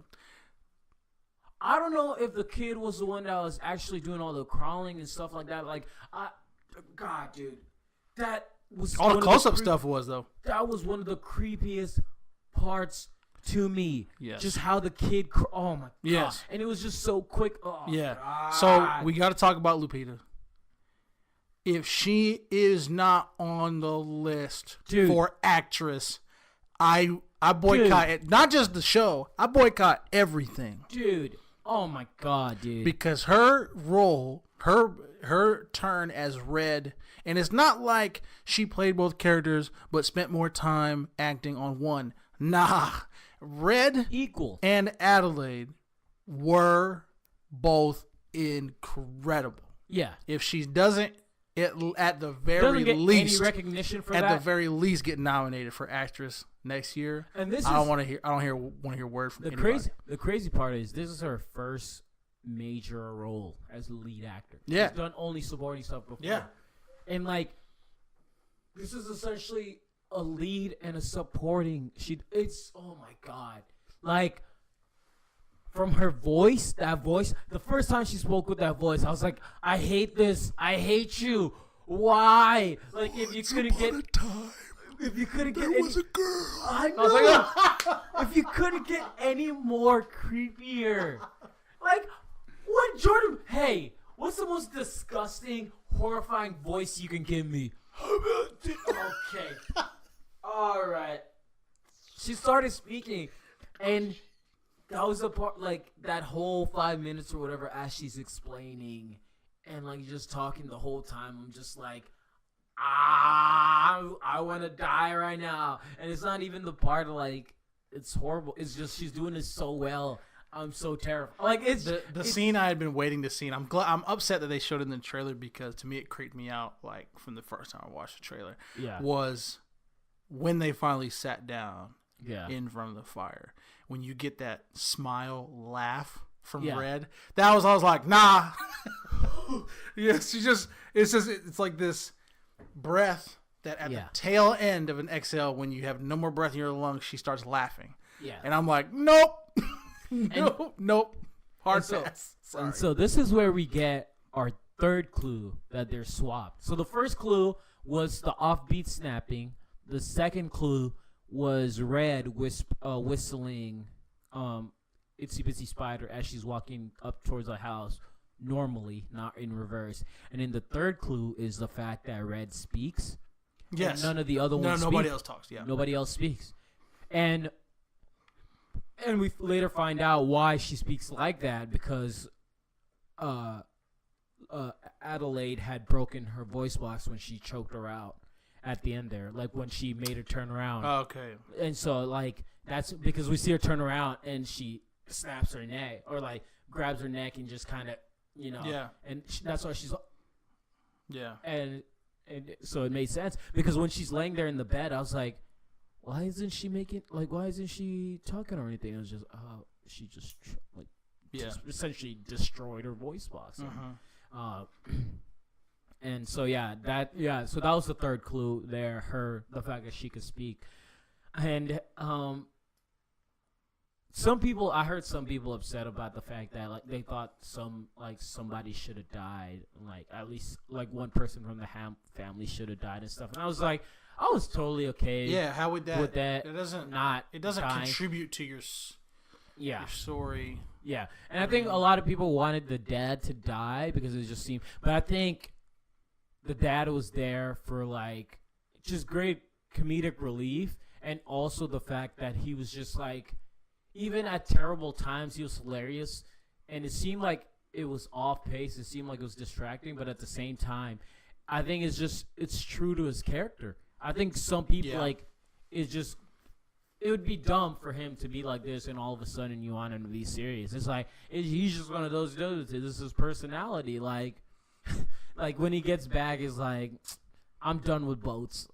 It's all, like he just had little stuff like that where he's perfect. And so I think they didn't do anything where it was like, okay, he should have died at this point. Okay, it was stuff like the boat stuff. The fact that like how he essentially saves himself is smacking the boat to get it started, and like dude just gets shriveled up. That was the most sudden death. Yeah. Like me and you were both like, wait, he gone. Like it was quick. It was quick, but it was like, well done. Like, and it's not like the dude would know, hey, I shouldn't swim right here where the propellers are. He's not a genius. Doesn't think like that. So also, little thing. We don't have to talk too much about it. I thought it was great. So you know how Adelaide's talking to her friend, the girl on the beach.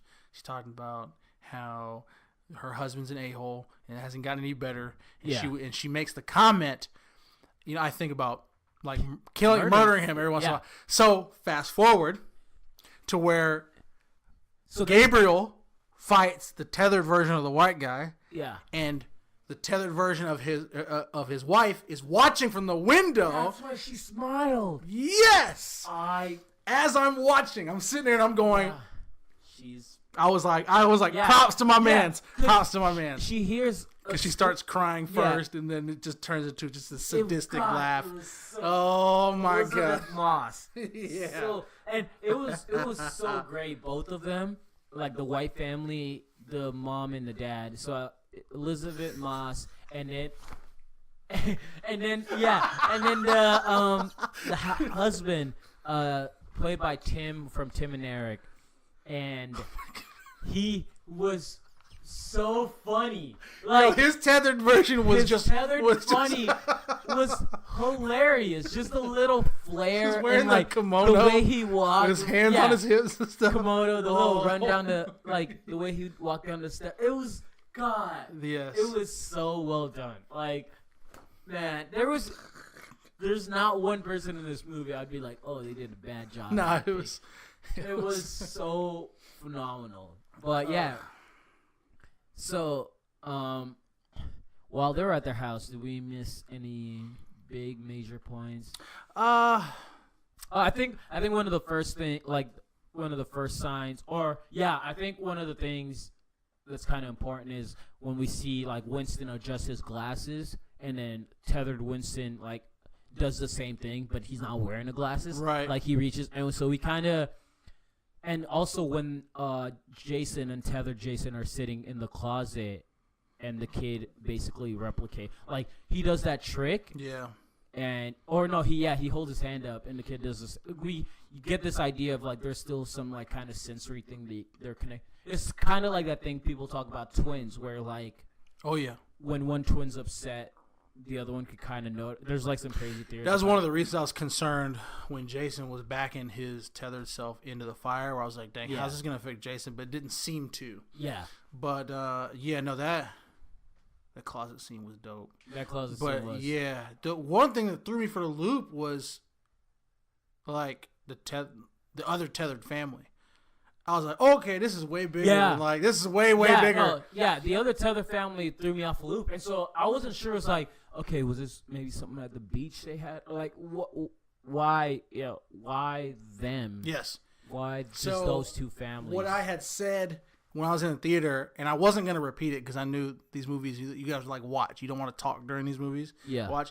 What I had said to you in the theater was, when you go back and you find out there's a tethered version of the white family, and the dad makes that noise, right? I was like, that's who Abraham was calling to on the water. when he was on the boat with Gabriel in the bag, he called out over the water, and you hear something call back. Oh yeah. Yeah. So what I was gonna say was, I was like, "That's who he was calling to," and you leaned over. You're like, "What?" I was like, "Bro, later." I forgot. Yeah. So when he was on the boat, that's he makes your that noise. that's your first hint that they're not the only ones. Yeah. Because in my head, I was like, "Oh, he's just calling to like to one of the kids or like whatever." Yeah. But he's the only one. The dads are the only ones that make sounds like that. Yeah. Which I thought was really interesting. Huh. The dads are the only ones that even get close to like making those sounds or whatever. And it just seems like everyone else got the creepy laughter, but they can't speak. Like they can laugh or like they make animal like noises or sort of, but they can't speak. Yeah. So that was interesting too, because again, up until that point, up until right after that, you don't know that there's anybody else other than just those four. Yeah. And so they're sitting there and they're like the Wilsons go to the White family's house. They get there. The tethered have already killed them. And the funny thing with that is like the tethered killed them quick. The tethered popped up. First the two twins go out, and then boom, dad's gone. Boom, mom's gone. And then they show up and they immediately notice what's going down. So now they're fighting the White family tethered. They kill them all. And after that, like they're sitting there in the house and they're just like, all right, bro, coldest Jordan Peele moment the whole movie. Like you got to be a cold dude to do this. What?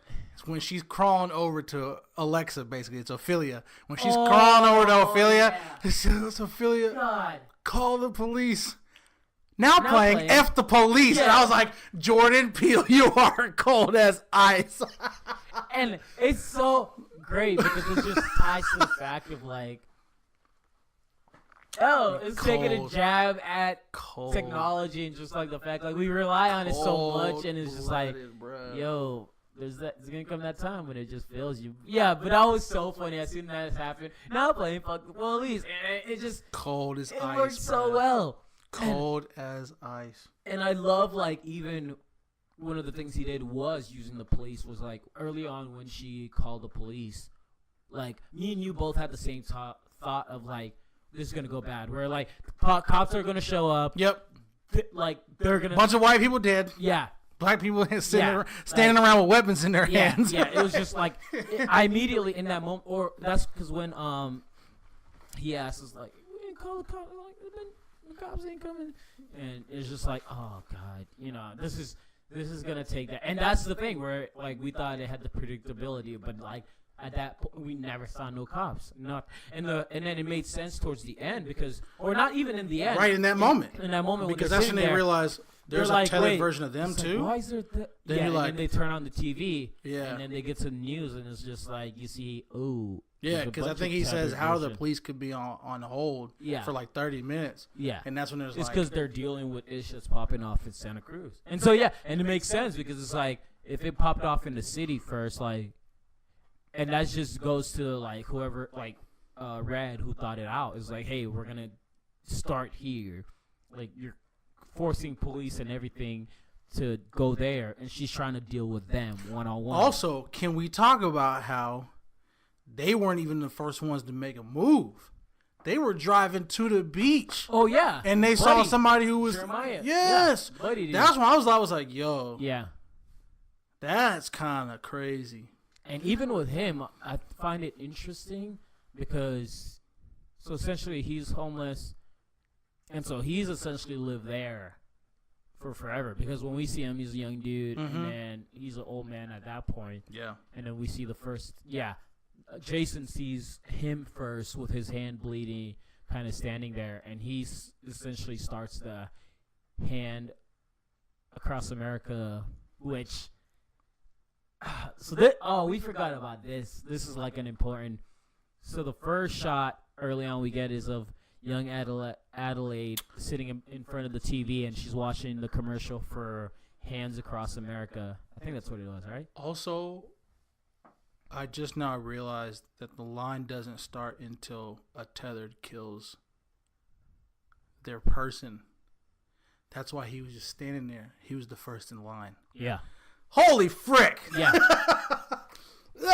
He was standing there, and yeah, it was weird, like, because you saw blood from his hand, and he was just standing there looking at the sun. And then it comes back to it later. Oh my god! It comes back to it later. That's where everyone else has joined him. Oh my gosh! I can't. Oh my gosh! Yeah, there's a lot. So the stuff with the hands across America, that in itself is crazy. So Jordan Peele makes a lot of hints to 1986, because that's where, in the movie, that's where she's, I think, like 8 or 9 years old. That's where she's at this boardwalk. That's essentially where the swap happens. Yeah. And he makes references with, like, the Black Flag Band. I think that's when they were prominent. Right. Hands Across America was a huge movement going on in 86. And it was one of those, essentially the idea was, like, to dealing with, like, homelessness and the people. And it was supposed to be a huge fundraiser where people would pay, I think, $10, and they would get appointed a spot where they were essentially they were going to make a line across all of America, people holding hands at like the same point.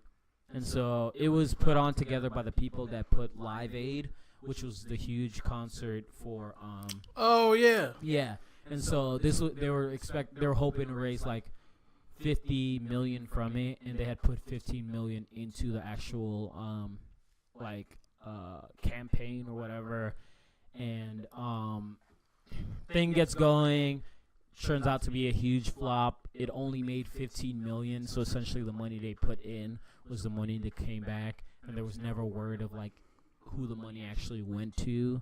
And it kind of, so the overall aspect of the movie, and I think the theme of it, one of the huge themes, is just kind of is classism, and it also takes a look at like how we deal with just like it clearly hints at homelessness and kind of how like we just I saw someone describe it like this, where we all want the American dream, but we want it just for ourselves. Yeah. And so it takes a look at the fact of like we all want the American dream, but we only want it for ourselves. And like when it comes to like the homeless people, like they want it too, but like we completely forget about them. And even you read hints with that with her dialogue when she's talking about it, and essentially, and so during her dialogue, I think I missed this part. This was part of, I think, just hard understanding her voice and all, but it was essentially she was saying they were clones, and like it was an experiment gone wrong, and they just kind of forgot about them, right? Like, yeah, they just abandoned them completely and without a purpose, or even because I think what she was saying was that they figured out a way to copy the body, but they couldn't copy the soul. The soul, yeah. And that without purpose and direction, they just lost their minds, and probably the fact that they were eating raw rabbit. Yeah, that probably has something to do with it. We ate raw rabbit, yeah, and that was just. Oh, that was hella creepy too. They showed that scene of the rabbits being like, they didn't show them being killed, but they showed them being eaten. But you could hear the screams of rabbits in the background. Yeah. Hell no! Yeah. And no. One thing, so I was reading a lot of like Easter eggs and stuff. So I don't know if you noticed Zora's sweatshirt. It says Tho on it, THO. That's Vietnamese for rabbit. Yep. I saw that because I had noticed that, and I was like, "That's got to mean something."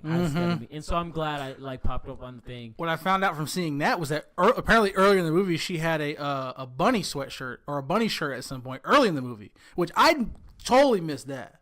They said early in the movie she had a shirt with the Vietnamese word for rabbit. Yeah. But apparently even earlier than that she was wearing a shirt with a rabbit on it, and I was like, y'all, I read that earlier today. I was like, man. Yeah. But, I think the theme. So I think the main focus of the theme is kind of, not even with homeless people, but it's just the idea of, like, chasing the American dream. And we want it about, like, for ourselves. But when it comes to thinking about others, like, we're quick to, like, nah, I got to do me. And it's also, I think, we're always shooting for. We're always wanting more. We're always shooting higher, but we're never looking for the people below us. And you kind of, one of the first signs of this idea you get is between Gabe and his white friend. I should really look up at their name, because essentially, most of the movie early on, Tim, Heidi, let's see. No, that's his real name. Josh Tyler. The Tyler family. Yeah. But Tim Heidecker, that's the actor's name. Tim Heidecker. But Gabe essentially is trying to match the level of Josh and his family. And so he buys a boat because Josh has a boat. But like his boat is nothing like Josh's boat. It's like this crappy beat down boat. But hey, he's got a boat. A boat's a boat. And so when they get to the beach, one of the first things he does is he starts bragging to Josh about the boat. He's like, hey, finally got me a boat. And Josh kind of asks him, like, what type? And he admits it's not like a great one. He's like, hey, it's a boat. And one of the funnier things is like, so did you get all the essential? Did you get a life vests and floaty and all that stuff? He's all, did you get a flare gun? He's like, told you not to forget the flare gun. I knew you'd forget the flare gun. Yeah, I knew the flare gun. And then the funny part about that is because later in the later when they're on the boat and Josh is chasing evil tethered Josh is chasing Gabe. Gabe hides on the boat. Josh comes at him and he shoots the flare gun and nothing happens. And I think it's so great because I've seen so many movies where they make a flare gun seem like a dang rocket missile. Yes. Where like they shoot a flare gun and like destroys a whole ship or something. Yes. And I'm sure like there might be some point of like danger with flare guns and stuff. Anything with gun on it, like there's point of, but like it was just great. He shot it at him, it hit him, and then it just kind of sparked down. And he's like, "All right, great for nothing." And I don't know if this was on purpose, but one of the things that I loved, and as I was thinking about it last night, because I thought the flare gun moment was just so funny. Just like on a surface level, he shot it, and it didn't even go straight. It just bounced off the wall, the inside wall of the boat. Fell down. One thing I loved about that scene was, dude makes fun of him for not having the flare gun. Yeah, he already bought the boat because he feel like he needed to keep up with it. He makes a comment about the car later. Like, I knew he got that car just to F with me. Well, mission accomplished, I guess. Like, he makes fun of him for the flare gun. Later on in the movie, he has the flare gun, and it doesn't turn out to be what he needs. Yeah. I thought about that last night, and I was like, and I was like, that was dope. Like that was dope too. Yeah, he's been just trying to keep up with him. Yeah, and I mean, even at that point when they killed White tethered, he's like, they're sitting in the house and they're like, all right, we gotta go. And he's like, why? Like, why don't we just stay at their house? He was like, he's just still stuck on this idea of like just competing with them. It's like finally like, hey, like finally I'm on the same level as him. Even like if it's not, I didn't get here on the fair. Like it was just, it's still so self-absorbed. Yeah. And the fact that he was just like, why don't we just stay here? This house is great and stuff. And I didn't even really realize until now, and this is very obvious, I didn't even realize that only, like, and this is just with the Wilson family, they only killed their equivalents. Oh, yeah. Mom, obviously, at the end.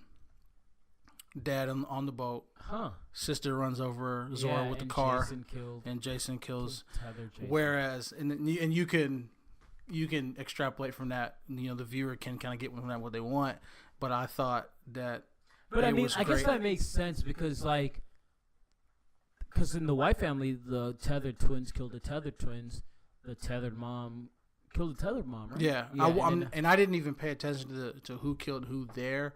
I knew it was probably more significant for the dad to kill tethered. Oh yeah, I guess because yeah, he did. But I'm not. But I do. I just now realize I'm like, oh yeah, that seems obvious. Yeah, they killed their mirrored others. Yeah, but I was like, oh dang, well they did that too. But man, yeah, you talk about the classism stuff, and I think I was off.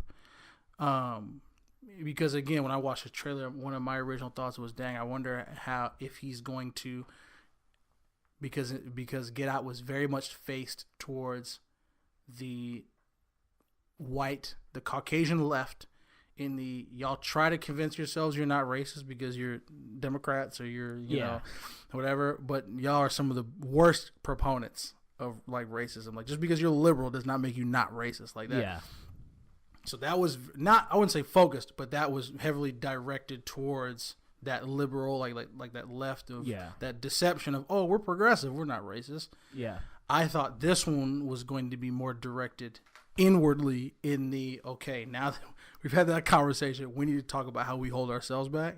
Well, so that's interesting because it brings me up on this other Jordan Peele quote where he was basically like, we're trained to point the finger outward, not inward. Yeah. And that's essentially, like the whole focus of the movie because it's just, you know, it's basically they killed the whole movie. Social issues going on and stuff. Yeah. And everyone's like, all right, this is great and stuff. Like, let's do this and all. But it's like, hey, maybe, like, okay, you can. And I think that even ties in with the Hand Across America. Is like, they did all this elaborate stuff, and it's all like, maybe we're just the issue. How about if we not try to do this huge campaign and, like, you just, like, you yourself use that money and help someone out instead of, you know? Yeah. It's just one of those, like, the problem's not out there. The problem's within us, and, like, we're the issues. Yeah. It's so easy. And I think it fits to the current political climate where it's just,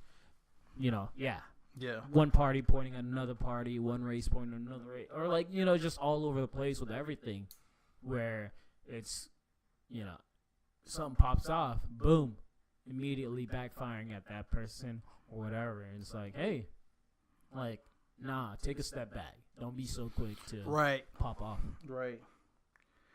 Man. So really the last big thing that I had was, and I was really only prompted to do this today. I didn't even think about it because I'm pretty sure Zora and Abraham, does she even, like I had to look up what the kid's name was. Yeah. Like Jason. Zora. Jason's Tether's name is Pluto. You hear Zora. Yeah, you hear Zora, the name Zora out. Or you hear the name Umbre out loud. Umbre is Zora's Tether. Umbre. Oh. Yeah, and I think you hear it real quick. Yeah. But they don't even I'm not even sure if she says Umbre out loud. I know Abraham's the one you hear out loud. The rest of them, I don't even, the other two? I think she says all of them when they're first at the house. Okay. Actually, I can't even remember them mentioning their names. I don't think she does. I don't think she does because I think she tells Zora to run. Yes. And then she kind of just looks at the daughter and like tells her, like, it's basically go ahead, do your thing. Yeah, that's true. So I looked up the names of specifically the tethered of the Wilson family, and I didn't read anything. Like I didn't read an article that was like, oh, it's an. I was just wondering. I was like, I wonder what their names are, and I found some fascinating stuff. So the dad's name is Abraham. Mom's name is Red. Is basically what the credited name is Red. Yeah. Dad's name is Abraham, and without even looking it up, I was like, okay, Abraham's significant because the most famous Abraham is known in the Bible and even in the Quran as being the father of two major religions, Islam and Judaism. Yeah. The crazy part about the kids' names is the daughter's name is Umbre, which comes from the word umbra, which basically describes one of the cycles of the moon. And the moon is used in Islam to determine when Ramadan is. Just literally, so like you have this child, one child has a direct connection to like Abraham being the father of Islam, right? So then the other son's name is Pluto, who is the god of the underworld. Who, because the son has more of a connection with mom, it's not so much a connection with Abraham. He's the god of the underworld, and red is known as the color, but most associated with fire violence, hell, death, and all that stuff. Yeah. So I found those two things out, which was, I was like, they really did think about everything. They were so good. Everything. And then the other thing that I had was, what's funny is as you were talking, I wrote it down because you were talking about the carnival and the whole Santa Cruz and flashbacks. Yeah. And I realized that Red also happens to, she's wearing the Thriller shirt. And the mom talks about how it gave her nightmares or whatever, but she loved it. She loved Michael Jackson. She loved Thriller, who was in the music video the leader of an army of zombies. Yeah. Also, the iconic red outfit that Michael Jackson wears with the one glove. With the one glove. They all wear the one so glove. that stuff like that, I was kind of just like, yeah, so much time and effort. But the name stuff I thought was incredible, especially with Umbra, with the moon, and like Islam uses the lunar calendar to determine when like Ramadan is, and the fact that Abraham has the closer connection with the daughter, Jason has the closer connection with mom, and you get that it's kind of just real interesting stuff. It's fun to kind of go in and read a little bit deeper on the like the naming stuff and the little thematic stuff. But man, I gotta go watch it again. Yeah, I know, same. I'm ready to go watch it again. And the other thing with that I was gonna say was crap, I just lost it. What were we just talking about? I like zoned out for I forgot. Oh no, so yeah, Michael Jackson, the glove. Oh, the scissors. So the scissors was essentially the tethered's weapons of choice, and Jordan Peele's reasoning for that was just kind of the fact that it was essentially two halves, and then the same significance with like the ones, and two separate things, but they kind of come together to like essentially become. What's odd is they become one. Yeah, they become one. Intersect, yeah. And then also he just wanted to pay homage to like scissors are a huge part of horror movies and stuff like that, and he just wanted to make that be like the main weapon of which I saw some people have like issues with. It was like, why scissors, and like how they all get the scissors and stuff, and I thought it was just like some movies drag on too long because you take too much time to like try to explain stuff. Yeah. It's like little details like that to me doesn't matter. Where it's like because if I like finding out about it, he wanted to pay homage. That's cool. Simple. Well, if you have a brain, you can do a lot of those connections yourselves. Right? Yeah. The toys that you received when you were a kid were soft and cushy. The toys that I received were cold and sharp, and I would cut myself on it. Like, you don't have to say, here's the backstory of the scissors. Yeah. You do that. And you let somebody who's watching the movie come on it, come about it on their own. And that's the thing. She got, like, all they had was scissors down there. So he's making a movie for like, intelligent people. And it's like, you either get it or you don't. Right. Like, that's that. But, yeah, the scissors, gosh, dude. there's so much but stuff I wanted to get back to the I got 5 on it. So like I said, the first time we hear it is when they're in the car, and then the second time is it when they're at the when's this? That's the first time you hear like the remix. Is it when they come to the house?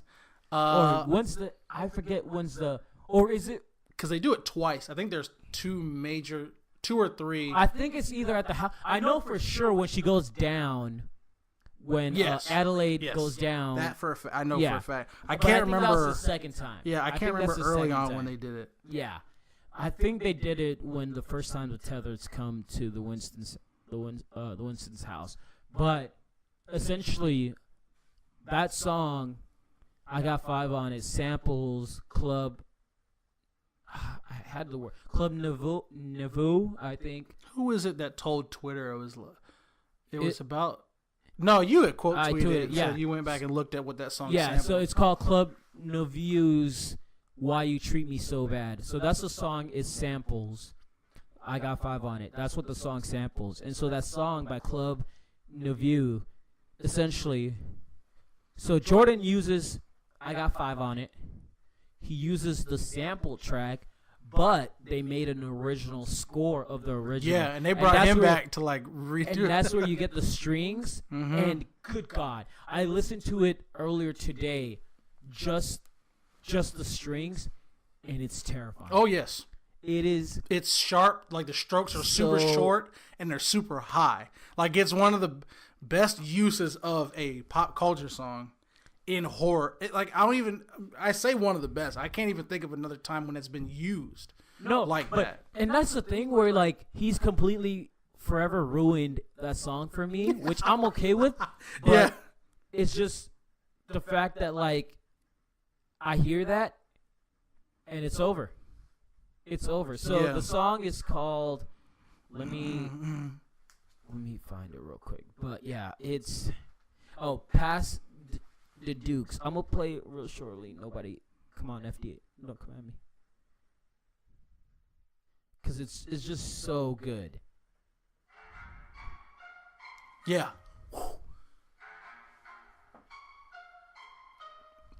And the best, if you notice,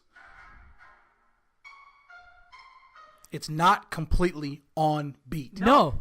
Which again is absolutely genius. And then like the climactic part, yeah, as it's approaching, like it's just yeah, this is like yes, this part. I was just losing it. yeah. I was like, No, I'm telling you, was so nerve-wracking. I told my wife earlier, I was like, their use of score was fantastic, and I've always been a fan. Like I love watching. I don't know it. Like I didn't go to school for this. I love movies. I love watching movies. I love breaking down movies. It's just so much fun. One of the things that I enjoyed the most about that movie was its score. yeah. I mean, like Just incredible. One show I just recently went through, and you started watching Umbrella Academy. Yeah. One of the reasons Just I finished love that it. song, God, the movie, like the score of that, like Yes.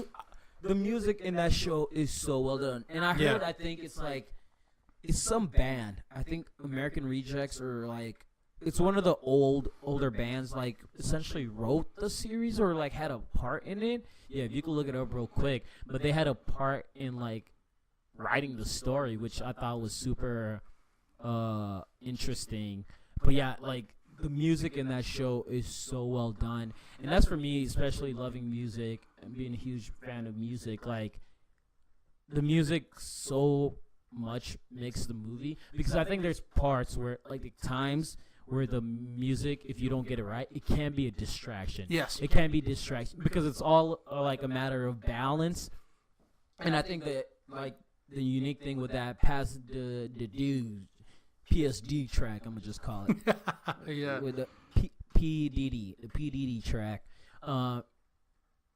like it goes dun, dun, dun, dun, dun, and then it quiets down, Yes. and how he That kind of long pause. yeah, but like when he uses it in the movie, that's when he like those pauses is when he like has either the dialogue or like the other sounds and stuff, and so it just kind of intertwines. Yes. Like intertwines. It works. At like with the track so well, and it just is. Oh my god, like it's No, those strings the are something score else. for that movie is so good. Yeah. And just I think he did like I love the fact that he did that with the trailer, and then brought it back in with the like. That was immediately the thing that impressed upon me. Like, Yeah, because and I again, think- when you start hearing it, I was like, because you hear it, and I was like, okay, dope song. Yeah. I'm glad that this song is gonna be in this. Yeah. Right. Yay, black people. The whole thing. Right. But when you hear the remix of it, basically, I remember watching that trailer and going, I'm ready. I know. I'm so ready for this right now. Like, that is such a great use of that song. But yeah, no, I could talk about the score all day because again, horror, every movie really, but psycho thrillers they rely a lot on their scores to drive narrative, and this movie is one of the best I've ever seen at doing that. Yeah, and so back again, just talking about like I got 5 on it. It's samples, Club Was it Nuevo? Nuevo? Yeah. Nuevo.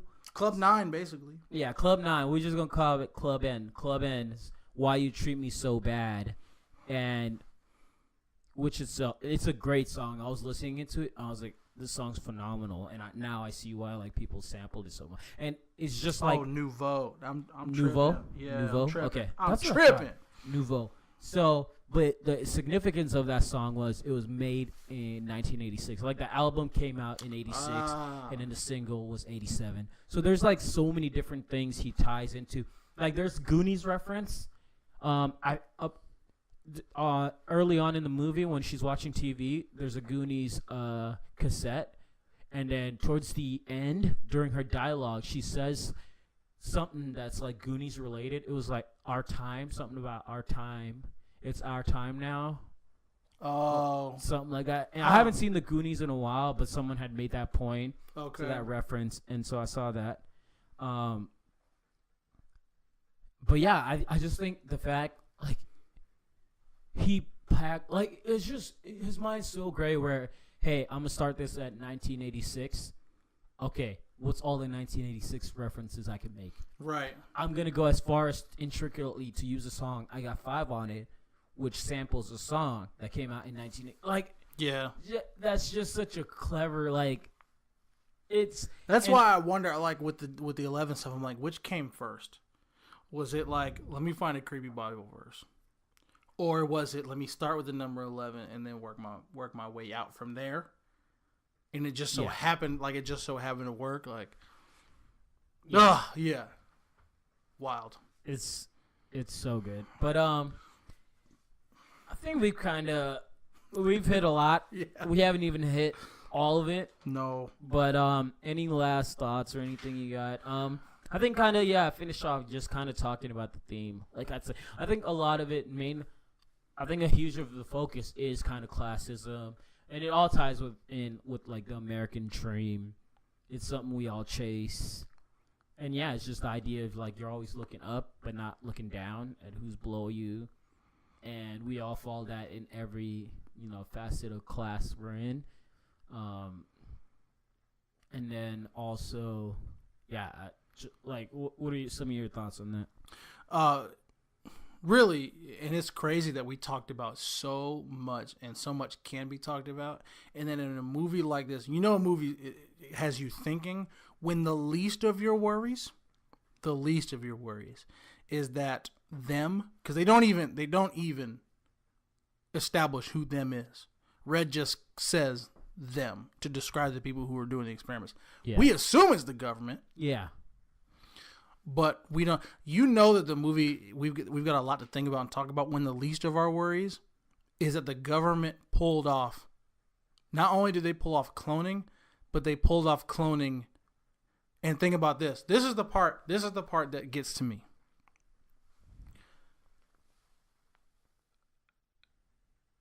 How did they get everybody's DNA? Which. Yeah, that's the creepy factor. Like because in 1986. Yeah. How? Because now it's like, bruh. And for those of y'all that have done 23andMe, Ancestry.com, y'all screwed. I'm not because basically the government is just logging everybody's DNA away for whatever they want to use it for. But in 1986, how in the world can we talk about how they got everybody's DNA? Now we don't have to worry about the kids because we know that. All of the tethered were just living reflections of their lives, of the people who were living above. So, like, if your question is, well, how was Pluto and how was Umbre born? They were born because in the same way that Adelaide and Gabriel met, they also met in to use a Stranger Things reference. They met in the Upside Down, basically. Yeah. But for all like the adults, I'm like, how in 1986? So it's crazy to think that a movie like this, the least of our questions is like the actual cloning program. Yeah. Like there's just so much to talk about, so much to to work through, and I'm sure that I'll have more observations when I watch it again. But no, other than the whole like government conspiracy to hide clones and to use them to replace regular Americans so that they can control them. Yeah. Like, and the thing about it is, like, it just failed, so they just kind of, like, scraped it and just left them to be. And left them. You wouldn't think that they would either just waste them, burn them, or something. Yeah. No, we're just going to dip. That's just, like, the inhumanity of it. And you could almost think about it, like, with war, like, when we go to other countries and stuff like that, where, like, we come in, fight the wars and stuff, and then we just kind of leave those. Just leave it. Even worse off than they were before. And yeah, it's just there's so much facet of like theme that you can relate it to many separate different things. Which something else just hit you? Well, I mean, I could probably generate a theory. Was it the Korean word for rabbit, or was it the Vietnamese word for rabbit? All right, that's a good. I'm glad that you clarified that, because when Adelaide or Red, whichever one you want to reference it, is initially unofficially diagnosed with PTSD, the father's immediate response was she didn't fight in Nam. So I wonder if the government program, as a result of Vietnam, the government program was kind of, and again, Vietnamese word for rabbit, the whole thing. Yeah. I wonder if in response to the Vietnamese, the Vietnam War, the Vietnam War, they were probably just like, I wonder if there's a way. But no, that was just something I thought about too. But yeah, that's interesting. Anyway, no, again, the more I think about it, the more I'm like, huh. I know. So I could go on forever. But that's like kind of as we wrap this up, it's just like we just spent 2 hours talking about it, and there's still so much as like I'm processing through my head. There's still like different points where it's just the psychology of Jason. And the fact that his name is Jason. Let's talk about that. The fact that his name is Jason. The fact that his name is Jason and he wears a mask. Jason. Yes, so that's a great reference to former horror movies. Dude, all that stuff. Yeah, let me pull this article up that just shows all the different like references. It's crazy. Makes references from Jason. There's obvious references to The Shining, which I've never seen, but like I've heard great things about, and I definitely Jack Nicholson, bro. Yeah, I need to go back and give that a watch. But it's just so much. Oh, come on, phone. Come on, baby. Here we go. But yeah, just quickly kind of jumping through, highlighting different ones. But we have the tapes. So I was talking so the Goonies. So we see that on the kind of like next to the TV, and the thing Red tells Adelaide at the end, "It's our time now, our time up there." That's the reference. That's a reference to the Goonies. The Man with Two Brains, the idea of two intelligence sharing a soul in a way, and was probably a little reference to Get Out in there too. So I'm reading this from Vulture also, by the way. Credits to them. Nightmare on Elm Street, obviously. The burns on Pluto's face, uncomfortably similar to Freddy Krueger's. He and his family's downing of a single brown glove, and Adelaide's trip through a boiler room, just like the one where Freddy took his a single brain inhabiting or two brains inhabiting a single body. I think that's sharp too, and its connection with scissors, because that's exactly how scissors are shaped. Yep, that's pretty dope. Michael Jackson, you talked about that. This was like, so like he just did so much. Like this was one that surprised me. The Lost Boys, when Adelaide's mother said they're filming something by the carousel. You should see if they're looking for extras. That was Joe Schumer's teen vampire hit, The Lost Boys, shot on the Santa Cruz Beach Boardwalk in 1986. And Peele confirmed that connection. Like it's just so many references to 1986, which I thought was great. Jeremiah 11, we talked about. Yeah. Black Flag, that was the one that stood out to me. So it says, in Us is 1986, a whack-a-mole guy wears a Black Flag t-shirt, black printed on white fabric. In 2019, one of the Tyler family twins also wears a Black Flag t-shirt, white print on black fabric, the earlier shirt's mirror. So, photo negative image. Jaws, I missed that reference with Jason is wearing a Jaws logo tee. But this one's pretty intricate. It says that film opens up with a late night beach scene similar to the beach prelude of Adelaide's trip to the House of Mirrors. She goes inland instead of out to sea to find her terror. And when the Wilson family goes to the beach later in the film, adult Adelaide gazes off, watching the various happenings on the beach. tuning out the jabbering of the person next to her, just as Roy Schneider's Martin Brody does in Jaws. Wow. And finally, that character's most memorable line, "We're going to need a bigger boat," is echoed by Gabe's proclamation, "Boats are done. I'm done with boats." No, that's really good. Rabbits, obviously, like we kind of talked about that. There are rabbits all over us, and not just the one scampering around in the climax. Adelaide's daughter, Zora, is first seen in a T-shirt with a rabbit design. Yep. And her pajama sweatshirt is embezzled with one word, "Thol," Vietnamese for rabbit. And when Peele captures the rabbits in their cages ready to be eaten during opening credits, he lingers long enough for us to note that the cages are arranged in rows of 11. Yeah, so I read that this morning. I was like, once again, I hate you. I hate for him how so much. complete Just everything is. There's everything. no loose, It's other than so, what's intentional. Yeah. There's no loose ends. Yeah. There's just everything has a purpose. It's sharp, real sharp stuff. Yeah. So that's kind of some of the major Easter eggs, and that's like it's just When we going to see it again? it's so much.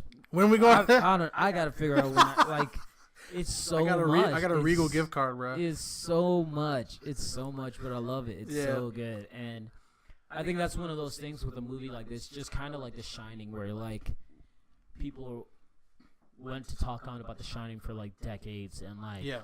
there's documentaries and all different things made off kind of people still figuring out theories and different stuff in the movie. And that's the thing with this movie. This is just 5 days, 6 days since it's come out, and it's all theories, but there's still like a bunch of stuff I'm sure is still packed in the movie. Yeah. And so as people see it a second, third time, especially once it comes out on DVD, you can actually like pause it and like essentially fully like concentrate on every scene and stuff. There's going to be so much packed in there, and that like excites me about this movie. And like this is essentially I'm in the same like there's only one other director that I will watch every one of his project no matter what it is. For me, it's Quentin Tarantino. Like I quickly fell in love with Quentin Tarantino's projects after Inglourious Basterds. That's kind of like the first.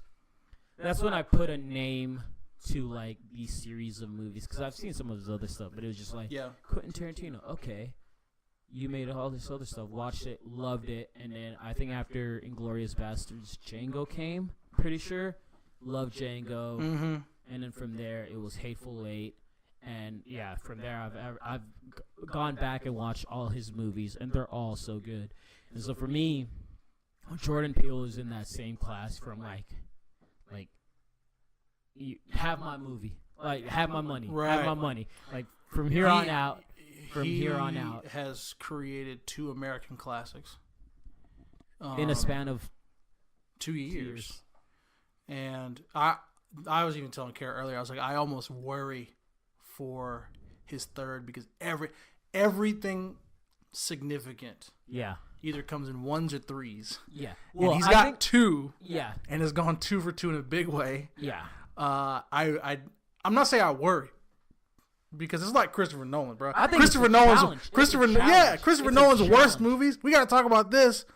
The reason why I'll backtrack.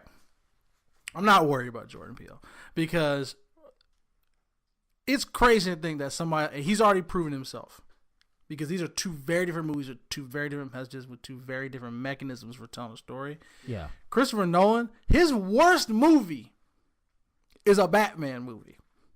Every single one of his movies is certified fire. Yeah. You can even make the argument that his worst movie was the World War II movie, and that score-wise and cinematography-wise was an absolute it was absolutely phenomenal. That movie was incredible. If you really want to get nitpicky, because Inception's different, he threw right? Harry Styles in there just to mess with us. Just to be like, oh shoot, Harry Styles can act. Styles can act. Yeah, right. like I can do whatever I want. Yeah. Because that movie was incredible. Yeah. So Jordan Peele is building himself quite a resume, and a resume. You talk about a challenge. This is a dude that before the Get Out trailer started, when he was starting the conversation of I want to get into some other stuff, people were kind of just like, I mean, Yeah. you can just give us Key and Peele. That's really all we want. Like Yeah. we're cool with Key and and, Peele. and that's like the significance of all that he's been doing. It's like yeah. we found out about him through Key and Peele, through essentially comedy. Yes. Him and Peele, Key were like killing it with Key and Peele. Yes. And then like you slowly started to see like the show kind of. I was like, why aren't y'all making skits? And it was just like everyone recognized, like got the recognition for their skits. They were kind of the second coming of Dave Chappelle. Like Dave Chappelle had paved the way with the skit comedy TV show, and they kind of like revived that. And it's great because they're essentially in that class of Dave Chappelle where like 10 years from now, people are going to be pulling up Key and Peele skits and like quoting them left and right. And like that's what we do now. But like seeing them kind of that build up for them. And they're both successful in their own way. Like I love, like we were talking about Friends with College. Michael Keegan Key is on that show. It's on Netflix. Oh no, I think I was talking to someone else about it. But it got like it only had 2 seasons. It got canceled. No, you were telling me about that. Okay. On the pod, actually. Yeah. It got canceled. It was only 2 seasons, and it wasn't like a phenomenal show or whatever. I considered it like what a modern day sitcom would be on Netflix. That's essentially what it was without the laugh track. But it was just like a very real, like, here's these friends. They were friends from college, and like they're friends now. They deal with drama and stuff, and I think it's something that's very relatable to everyone at some certain point. It was just like the comedy in the movie was great. There were so many awkward scenes, some bad scenes and stuff, but it was just like it was a fun watch. I enjoyed it, and Netflix canceled it, and I'm pissed off. But like Keegan, like I love all the projects he's been doing, different movies and stuff, like different things. And I think the cool thing about like Michael Keegan Key is like he's doing his own thing, and he's not feeling the pressure of like I gotta compete with Jordan. Yeah. And like it's just cool. Like, hey, like. Well, you see what Jordan's doing now. Matter of fact, apparently the trailer apparently dropped earlier today or yesterday. Oh, Twilight Zone. It's perfect. Yeah, it's perfect, especially after Zone this, because it's one thing we get out. It's another thing because these 2 movies, they're just long episodes. Yeah. Of Twilight Zone, and if you ever go back, and there are episodes of Twilight Zone that are pretty cheesy. There are episodes of Twilight Zone where you're like, okay, this is. Oh no, we used this to. is. I remember I used to take some like deeply creepy. Yeah, some psychology classes and stuff, and we'd watch some, or like even when they would be running on TV, like Alfred. Like you've got Twilight out. Zone was the modern day Edgar Allan Poe, Alfred Hitchcock, and what Stephen King did with a lot of his stuff was like he scared you with supernatural, like scary and just weird stuff. I'm so excited, especially with giving him an opportunity to, like, if you like Get Out, if you like Us, you need to be excited about Twilight Zone because it just gives him 42 minutes. Yeah. I don't know if they're going to be short, if they're going to be like the 22 or 42 minutes, but it just gives him an opportunity to go, yeah. How do we just like make people weirded out? Like, yeah. And like, the thing about it is just like he's going to have an audience captured no matter what. And even, I think, we need a Black Mirror, and I think reviving Twilight Zone is something that you can sustain over time. Yeah, because it's already an American classic, and it's been dead for so long. To give us Get Out and to give us now Us, and then drop a trailer literally 3-4 days after the movie comes out. I think it gets people so excited for that project, and I'm excited. But no, you're right, because Keegan-Michael Key, like, he's just kind of been doing his own thing. He's in commercials, TV shows, movies. But it's like he's success in his own way, and the same with Jordan. Wasn't he in the Predator movie? The new Predator? Yeah. I don't know how good that was or whatever, but it's just cool. Like I love him. I think he's hilarious. Jordan is hilarious, obviously, but I think it's cool with just Jordan how. Like, we've known him as a comedy guy and stuff. And, like, both movies have been hilarious. Like, Us is hilarious. Like, Us is so funny. There's so many funny parts in it. And it's just little subtle stuff. I'm driving. Yeah. I'm driving. Dad's leg is hurt. You, whatever. Like, plus my kill count's higher. Kill count, bro. Like, 10 minutes ago, y'all were just terrified. They did a kill count. Bro, when that scene came on, I was... You know how I felt at times, especially when it got lighter, like as they got used to their environment and their situation, it felt like Zombieland. Like it felt like, okay, now, like, we're together, we're good, and like there was almost just this like dark, almost, not, what's the word? This dark apathy. Almost that was kind of like I don't really care type thing, but like it was this loose fun, but also still urgent. Yeah. But man, talk about a movie I need a sequel to, Zombieland. But they're coming out yeah, with the humor I know they've been working. They last year I think they just were like, confirmed, like we're doing it. We should do this when you should have been done it, but it's all good. Yeah, no, it's I'm ready. I'm ready to see what else he's got in the clip. Especially after this was less. It felt less horror and much more psycho thriller, which is what I enjoyed most. Like one of the best parts about it is like this wasn't Chucky, this wasn't Friday the 13th, and he's also shown like you don't need the big budget, ridiculous like this movie was a 20 million budget. He made 70 million in the first week in the U.S. and like 86. That's because it's billable. That's so just he's tripled primary billable his budget. cast. Yeah. We had an 8-person cast. Well, that's the thing. He used 4 people. Well, that's the thing where he was talking. He was like I like to look. He likes to find up and coming actors because one, like the drive is there, the hunger is there, and like they're working harder. They're like putting in more time because like they're trying to make it, and also they're not going to be asking for 20 million, like most actors, for one movie, and. So, yeah, you get more flexibility with that, and you get more flexibility with everything else. And, like, that's something, like, he could have had $100 million budget for this movie, probably. But he's just like, just give me 20 million. Like, let me work with this. Right. And I know what I could do with this amount of money. Yeah. And there was something that, lastly, before we go, my laptop's about to die. I can't charge it because I put the USB in the wrong spot. It's a long story. But there was a quote that came out from him today where he's like, he's not going to be hiring any white male people as his lead. Yeah. I loved that quote. And some people were like offended about it and stuff. I was like, whatever. And I saw Pat Oswalt quoted. It was like, oh no, like where will we find, like where will these people find a role, like literally anywhere. Pat, it's like bruh. I talked about him last week. It was basically getting to the fact like y'all will be okay because you will get casted literally anywhere. Like, yes, you're fine. Well, his statement was, I thought was amazing because he clarifies. It's not that I don't like white guys.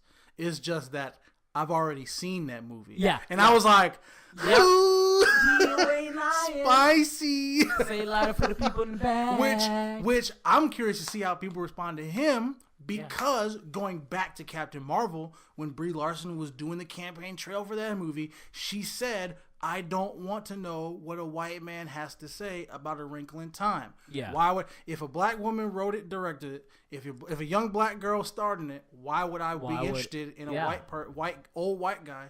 Same thing with Captain Marvel. The woman was directed by, written by, and stars a woman. Yeah. Why would and everybody hated on that. As a matter of fact, there are people saying that one of the reasons why Rotten Tomatoes reviews were so bad is that people legit just spammed the movie with bad reviews. Oh, I bet. Because of what she was saying prior to. Yeah.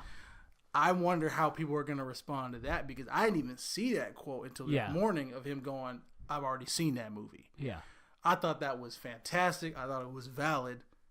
But people be getting in their feelings about that kind of stuff. And the thing about him is, like, he's getting white people to come to the theater. Despite, like, essentially taking shots at him. Yeah. And especially this movie, it wasn't like taking shots at white people. Like we said, he did, like this one, he was going into it not focusing on race. This one was taking a shot at everyone.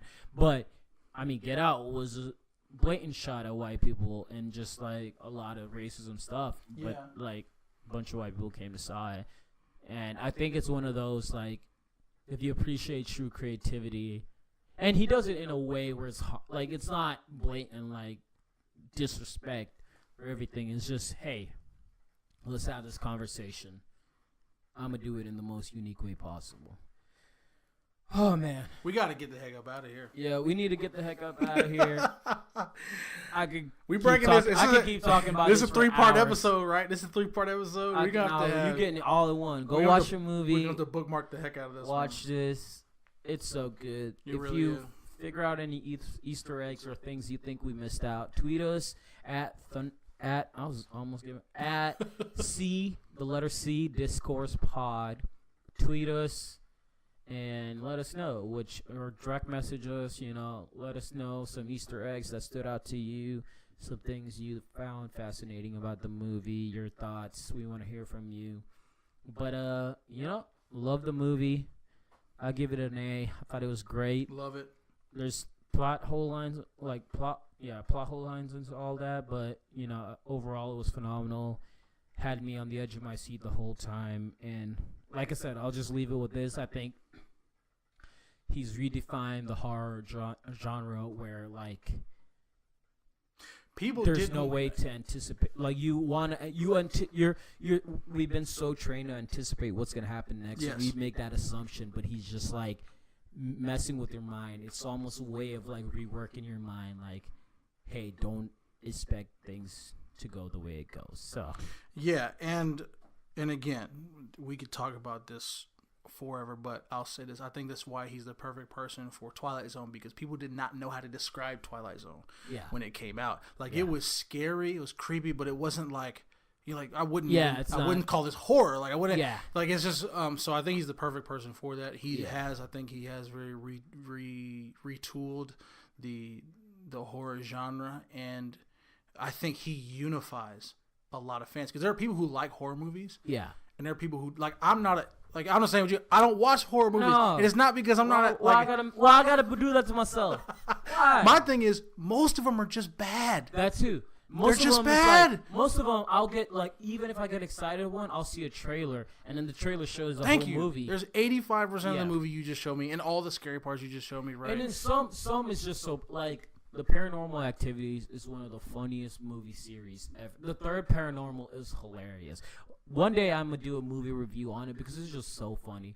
There's me and my friends, when we were in high school, we went to go watch that, and we had some girls with us, and they were pissed off because we were obnoxious. Bro, we were legit rolling on the ground laughing because the movie was so just hilariously bad.